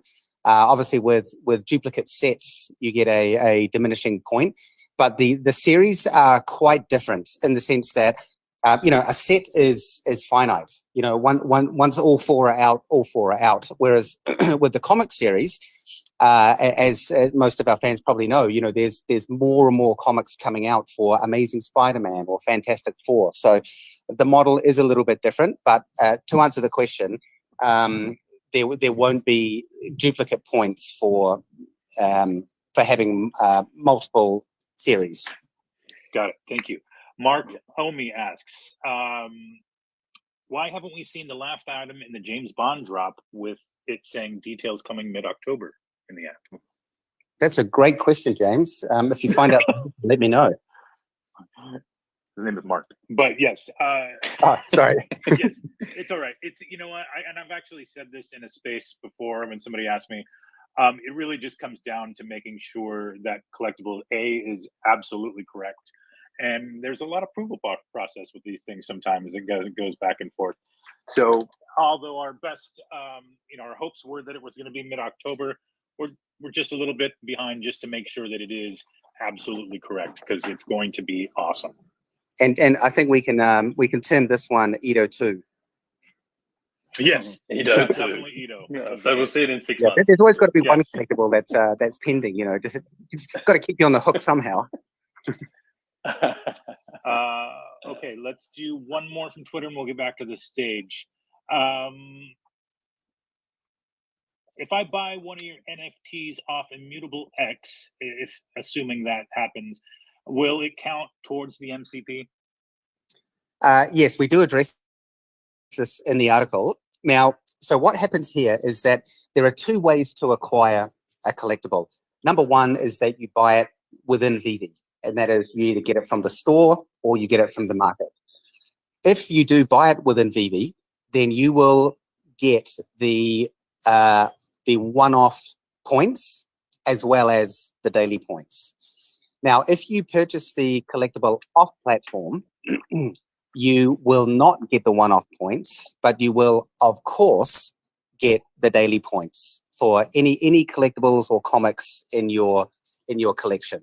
I know that there was a lot of misinformation out there about transfers of collectibles not getting any points, but I can assure you that would be a real bad move on our part.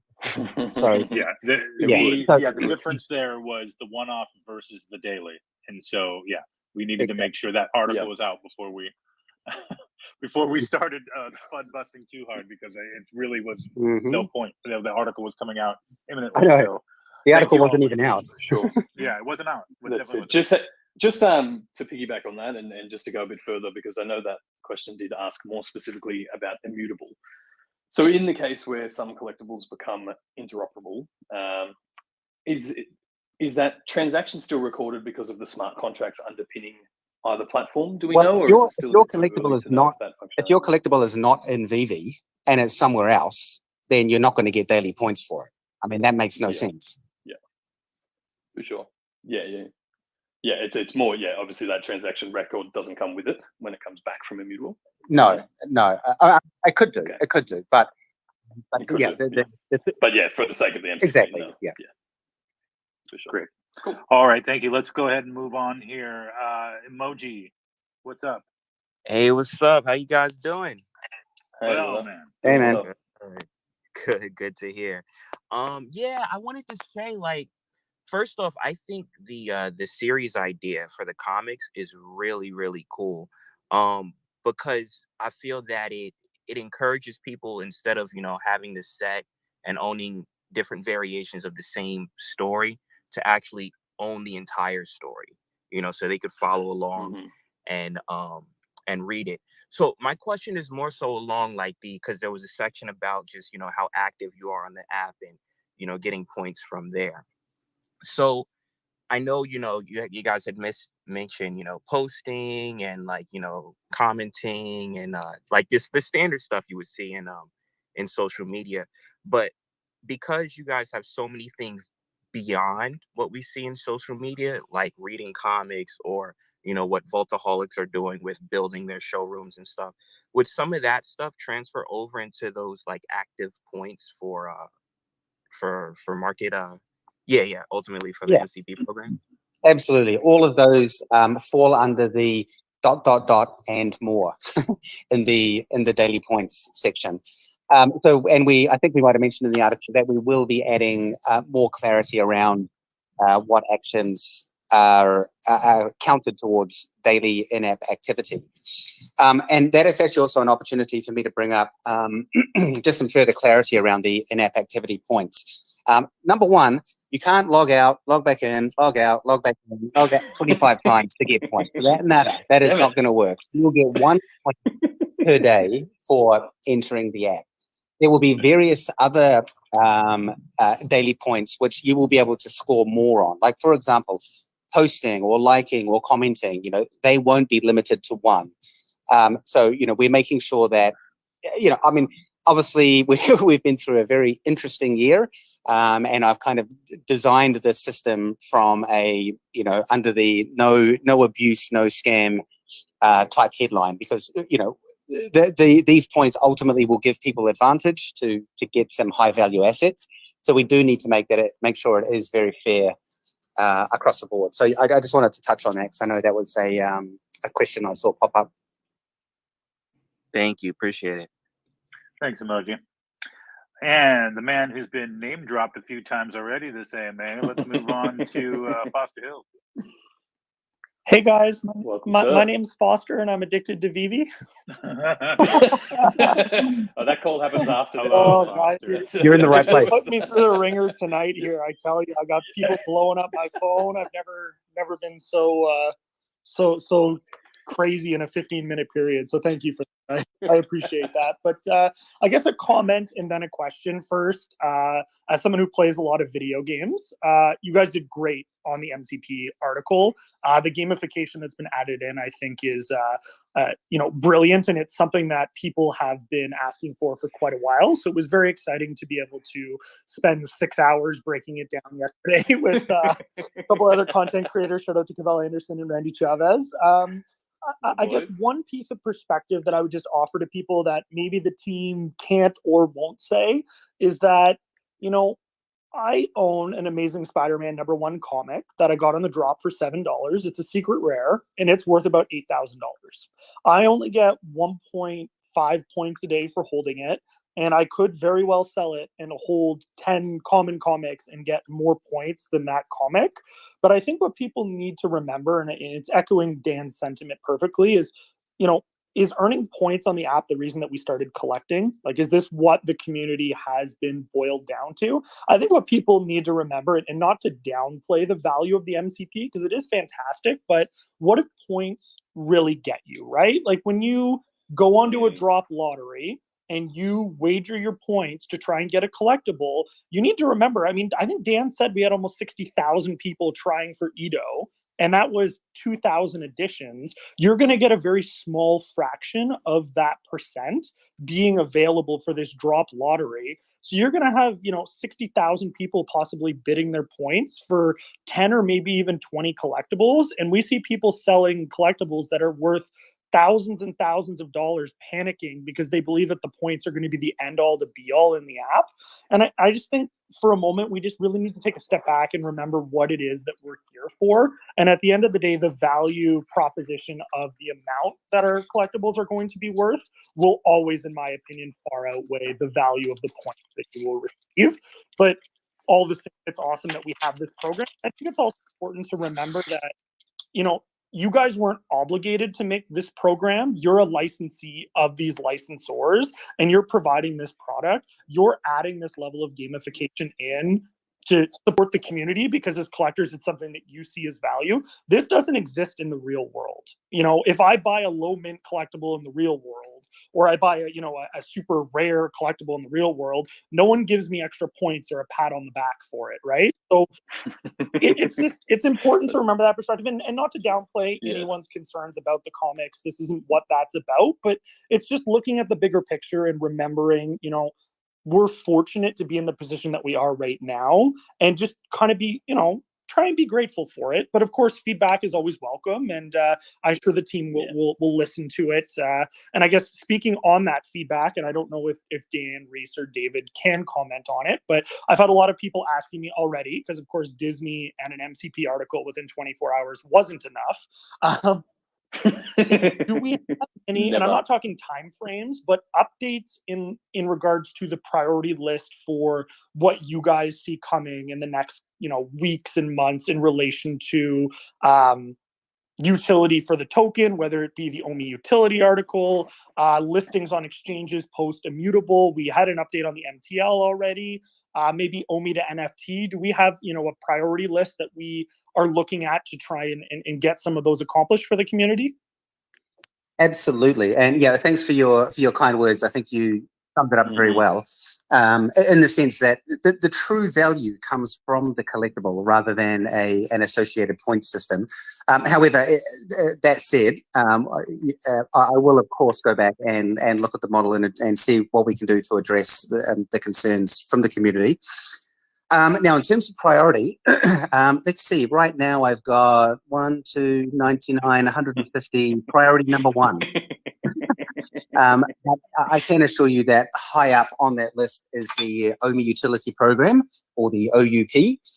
And I think I mentioned in a few earlier AMAs that I was hoping to drop that with the MCP article, because I know that there is a huge part of the community that also, wants to know what utility is coming with the OMI token. So that is absolutely next on my list for next week, and I'm aiming to have that out to you next week. Please don't record that and send it back to me if it doesn't happen. Happen. And just keep in mind that this, like I've said, this is a collectibles business, and ultimately the very first thing we need to do is make sure we are getting out collectibles, make sure we are meeting our licensor obligations. So those, the collectible drops always need to take priority. It doesn't make sense for us to not drop anything and spend a couple of weeks, working on a feature. So in terms of major priorities, obviously we've still got a few irons in the fire which have taken a bit longer than we had initially hoped, such as the immutable migration, GEM to fiat, the OMI utility program, and obviously the MCP has now been dropped, and that is already underway in development. In terms of other features, really moving forward after the and I can assure you, I have a list of so many cool features that I just wish we could roll out tomorrow. But I'm actually going to take a little bit of a break from new features. And after the version 2 is rolled out, we're going to spend time focusing on MCP, OUP, you know me, how many other acronyms here? Yeah. OPP. Alex, you got a couple of and then we're also just going to go back and focus a little bit more on the app. You know, there are various sections within the app, like such as the comic section, which, as I mentioned, should be rolled out next week. The upgrade to that, and there's just other parts of the app that need a little bit of attention. So between now and the end of the year, it's really going to be looking to focus on those major components: MCP, OUP, and then also just diving back into the app a little bit to make things a little bit easier to use and address some of the points that the community has brought up. And then, moving into 2022, really the focus is going to heavily shift towards the veveverse. Obviously, that is something that we have underway right now, but we do, as I mentioned, have a lot of irons in the fire that we want to get out to the community.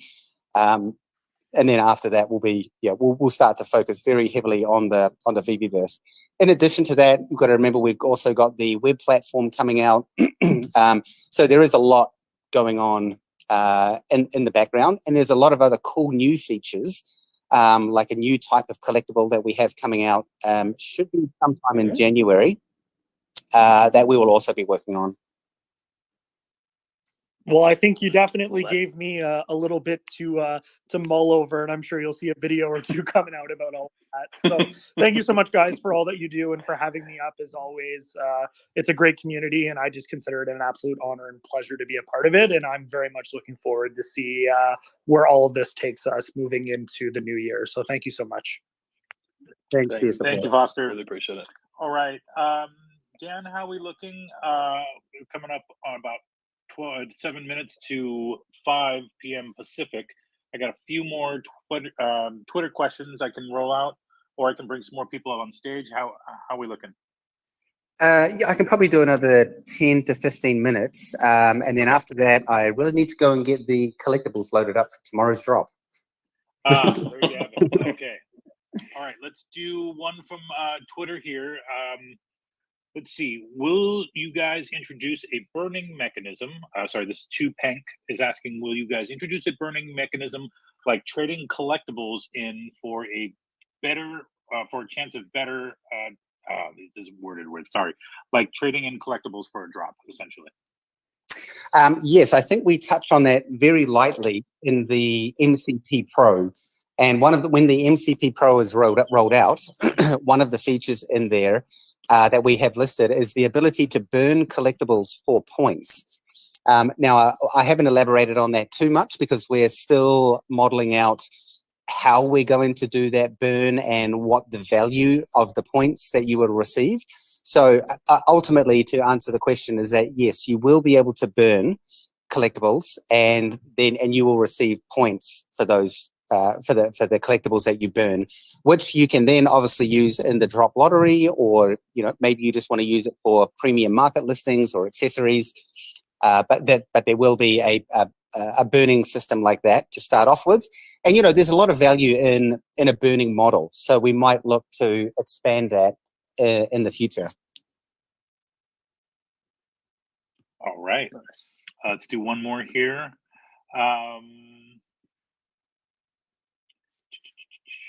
Sorry, I'm just making sure I'm picking one that we haven't answered already. I think we pretty much touched on all of this. Yeah, okay. Let's go ahead and move on. Let's do this one. Boomlot asks, is Ecomi still scheduled to be in more exchanges by the end of the calendar year 2021? Is it contingent on the move to IMX? It is, of course, contingent on the move to IMX. Obviously, there's no point signing up any new exchanges until that migration happens. And legally, I don't want to get into any muddy water by promising anything on that front. So post immutable, we will release that information as it comes to fruition. All right. Okay, let's move back to the stage here. We got just a couple more. We're going to do, I know usually I try to get some new voices up here, but I think there's plenty of people that are kind of acting as proxy for the community that, either do videos and things like that. So we're really trying to get the word spread here about the intricacies of MCP. And I think these voices will help us do that for anybody who couldn't join the AMA. That said, there will be the customary recap on Twitter after this. But with that, let's move on to Taps. What's up, Taps? Hey, congrats, Ecomi veve team, for securing arguably the biggest IP in NFT history to date. So I was so excited. I was, pacing around my house when I heard. So congrats, everyone. Thanks. So that's funny. My question actually was, I think everything's been pretty covered on the veve side. My question was around, I guess, OMI on the mutable side. So Dan, you had said that the phase 2 is just about finished. There was a hiccup, but that's kind of being worked out. So once that, I guess, is finished, hopefully end of next week, we then enter into phase 3, which is where we're migrating our tokens over from GoChain to Immutable X. And I guess my question is around, the exchanges have been put off for some time because it does make sense to go to Immutable. Would that, I guess, be in line with the time where we could see another exchange or two, or will we need to wait for everyone to be fully migrated before announcing something like that? Firstly, welcome, Taps. I love watching your videos as well. Always a great source of what's actually happening on the ground level of the community.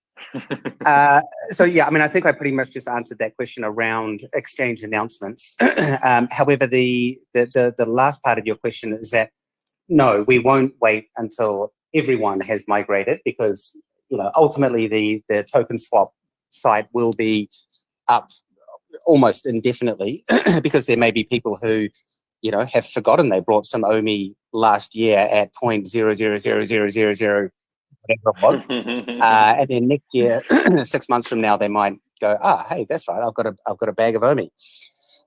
So yeah, we won't. The exchange listings are not contingent on everyone moving over.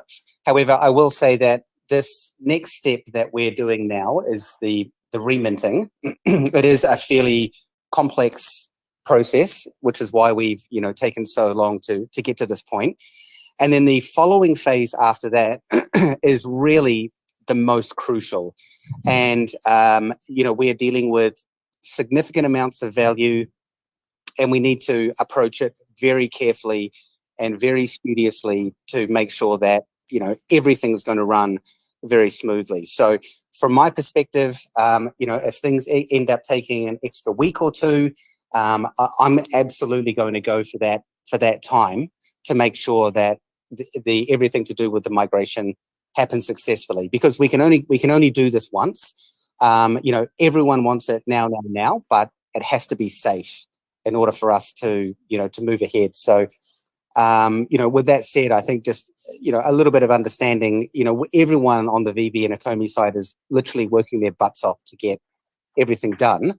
But from my perspective, before I can really give the go ahead, I need to be 100% sure that all the T's are crossed and the I's are dotted. Thank you. Thanks, Taps. Two last ones here. We'll kind of end it on a bang. Let's move forward with NFT Pirates. What's up? Hey, what's up, everybody? Congratulations on all these historical announcements, Dan, Alex, David, and Reese, and thanks for having me up. And it's been such a dream come true watching all of these accomplishments and successes happen in such a short time. And my question is really, I have a lot of friends that have joined the app and maybe bought a common DeLorean or something like that, but never dived into it to the level that I have. And so my question is, was there any predictive analysis on what the Master Collector program could do on enhancing engagement, maybe user retainment, and maybe onboarding of new users? Like, I know we're encroaching on 1 million users, but what kind of spark might this have for maximizing engagement for people who might be less obsessed with this app? Wait, there are people out there who aren't obsessed with it? Dave, you need to pick it up. So, I mean, ultimately, the Master Collector program is designed to be a retention and loyalty program. That really is the core of what it is. And that is why, you'll see things like, daily activity points are quite high comparatively. You can earn up to 25 points per day. And, if you're a master collector or a high level rank or a high level collector, you will be getting a significant amount of points per day for what you're holding. So you're probably going to be less inclined to do the daily activity because it's not really going to move your needle that much in terms of what you're getting. However, if you're a new user into the app, those 25 daily points could really go a long way to to help you start to move up the levels and gain some more advantage. So ultimately, that really that is what the whole emphasis behind the MCP is: retention and loyalty. Yeah, that's great to hear, Dan, because I think that's one of the biggest incentives that I had from when I joined the app is I was able to kind of build that leverage, and now seeing that from a point-based system for new users is, I think, really remarkable. So big kudos on that. Cool, thank you. Yeah, and I think it's the when there are obviously going to be a lot of new users coming in who are going to be low level, but ultimately that's how it is. I mean, if I log into World of Warcraft today with my, I think I had a level 20 something all those years ago, which was great back then, but now I'm almost going to be starting at the bottom. But in the same sort of vein, I could go back in and I could go through the grind, killing all the small creatures and working my way up, and that's really the same kind of philosophy with the MCP. Kill all the small creatures. That's the philosophy. Yeah, you got it. Fair. That's great, guys. Well, thanks for having me up. I really appreciate it. All right, thanks, man. Thank you. All right, let's do one more from Twitter, and then we'll finish off with one on the stage, and then we'll call it a day. Basically, pick this one on name alone because I love me some tacos. Crispy Tacos asks, have you guys thought about adding an invite code for users to gain rewards or points when onboarding new users to keep from people abusing the system? It can unlock points rewards after that user participates in a drop or buys a collectible. Absolutely. We will definitely be rolling out an invite system, and that invite system will contribute towards your points. But you are correct. It will only contribute once various factors have been met. Otherwise, people could game or scam the system in some way. But an invite friend, I think, really is a no-brainer. Where that sits in the current priority list, it's not up at number one. Nice. Awesome. Thank you. Okay. We're going to wrap it up here because, we got to crack the whip on Dan, get him back to the drop machine. But, this one's a selfish one for me just because I love his energy. Mr. Omi-Wan Kenobi. Hey, let's go. Hey, what up, everybody? Hey, Dan. Hey, Dan, I got a question about the MCP. No, I don't got no question about the MCP program, man. You already wrote it, man. Hey, thank you for your transparency, man. Hey, I just want to say, first of all, thank you to the veve team because it's not about money for me, man. You guys brought a whole community together, man. And the people that I see or that I talk to every day in these crazy spaces, man, has been running for like 300 hours now. We're all on crack, coffee and everything, bro. It's beautiful, man. And I count them as my brothers and sisters. And I can't wait to meet y'all at DCon. And the only reason why Reverend Alex brought me up is because I told him I was going to buy him a bottle. So, hey. I could be easily bribed. There's some bribery going on. Hey, but aside from everything, thank you again, you guys, for your transparency. At least we have what we have written. It's not in stone, but we have something to work with. And I'm excited. And this is for everybody in the crowd, including me. We would like the Necronomicon. We've already voted on it. So if you could animate that, that'd be great. It'd make us a little bit more richer. We already know the value in it. And there's a cult out there. I'm just letting y'all know. I'm not saying no names, but another hey, one? I'm a high priest, okay? So yeah, hey, but thank you guys so much, man. And we say this all the time in spaces. You can go to any corporate job, but you'll never speak to the boss. You'll never see the boss. You guys have really reached out to us in so many ways, and it's awesome for real. So thank you guys. And I want to give a shout out to everybody down there, man, that's been keeping it going as far as the spaces goes. And Alex, thank you for joining us every time, bro. Like, it's dope. Back of the class on Thursdays with Emoji, Lenny, True. The list goes on. Khaki, Proper. I mean, if I missed anybody, oh, my boy Nexus with the What Ifs. Gammaverse is coming out with a dope soundtrack. Y'all gotta wait for that too. Doom, doom, doom, doom, doom, doom. Hey, I'm telling you guys this right now, man. Hey, so, hey, the OBL, Rose, NFT Queen. All right. I can't stop, baby. I love the community. Let's go. Hey, let's speaking go. of which, OBL is Ling going to be Ling, let's taking part. go. Thank you. Thank you. Thank you, guys. Hey, Dan. Thanks, man. Hey, Dan, I just want to say hi. Hey, man. Green, I just want to Thanks for say coming hi. on. They Invite said me hi into to me, y'all. Hey, it is what it is. Best day ever. Let's go. Biscuit, what's up? Thanks, brother. All right. Invite me into On that that cult. note, thank you very much, everybody. Appreciate your time today. And obviously, we have still a lot of ways to go in getting everything out. As we mentioned, this is a first draft. We're really excited to have the feedback. We really appreciate it. And there's more exciting news to come. So do not tune away from the Twitter space. And speaking of Twitter space, I think OBL is going to host one after this, just for the community, so you guys can marinate on this whole 2-hour jubilee, if you will. That said, I'm going to shout out one more time, Non-Fungible Wonderful. We're going to take us out with some music. Thank you very much, everybody. We'll see you next time. Thanks, everyone. Everybody. Bye. What a jam.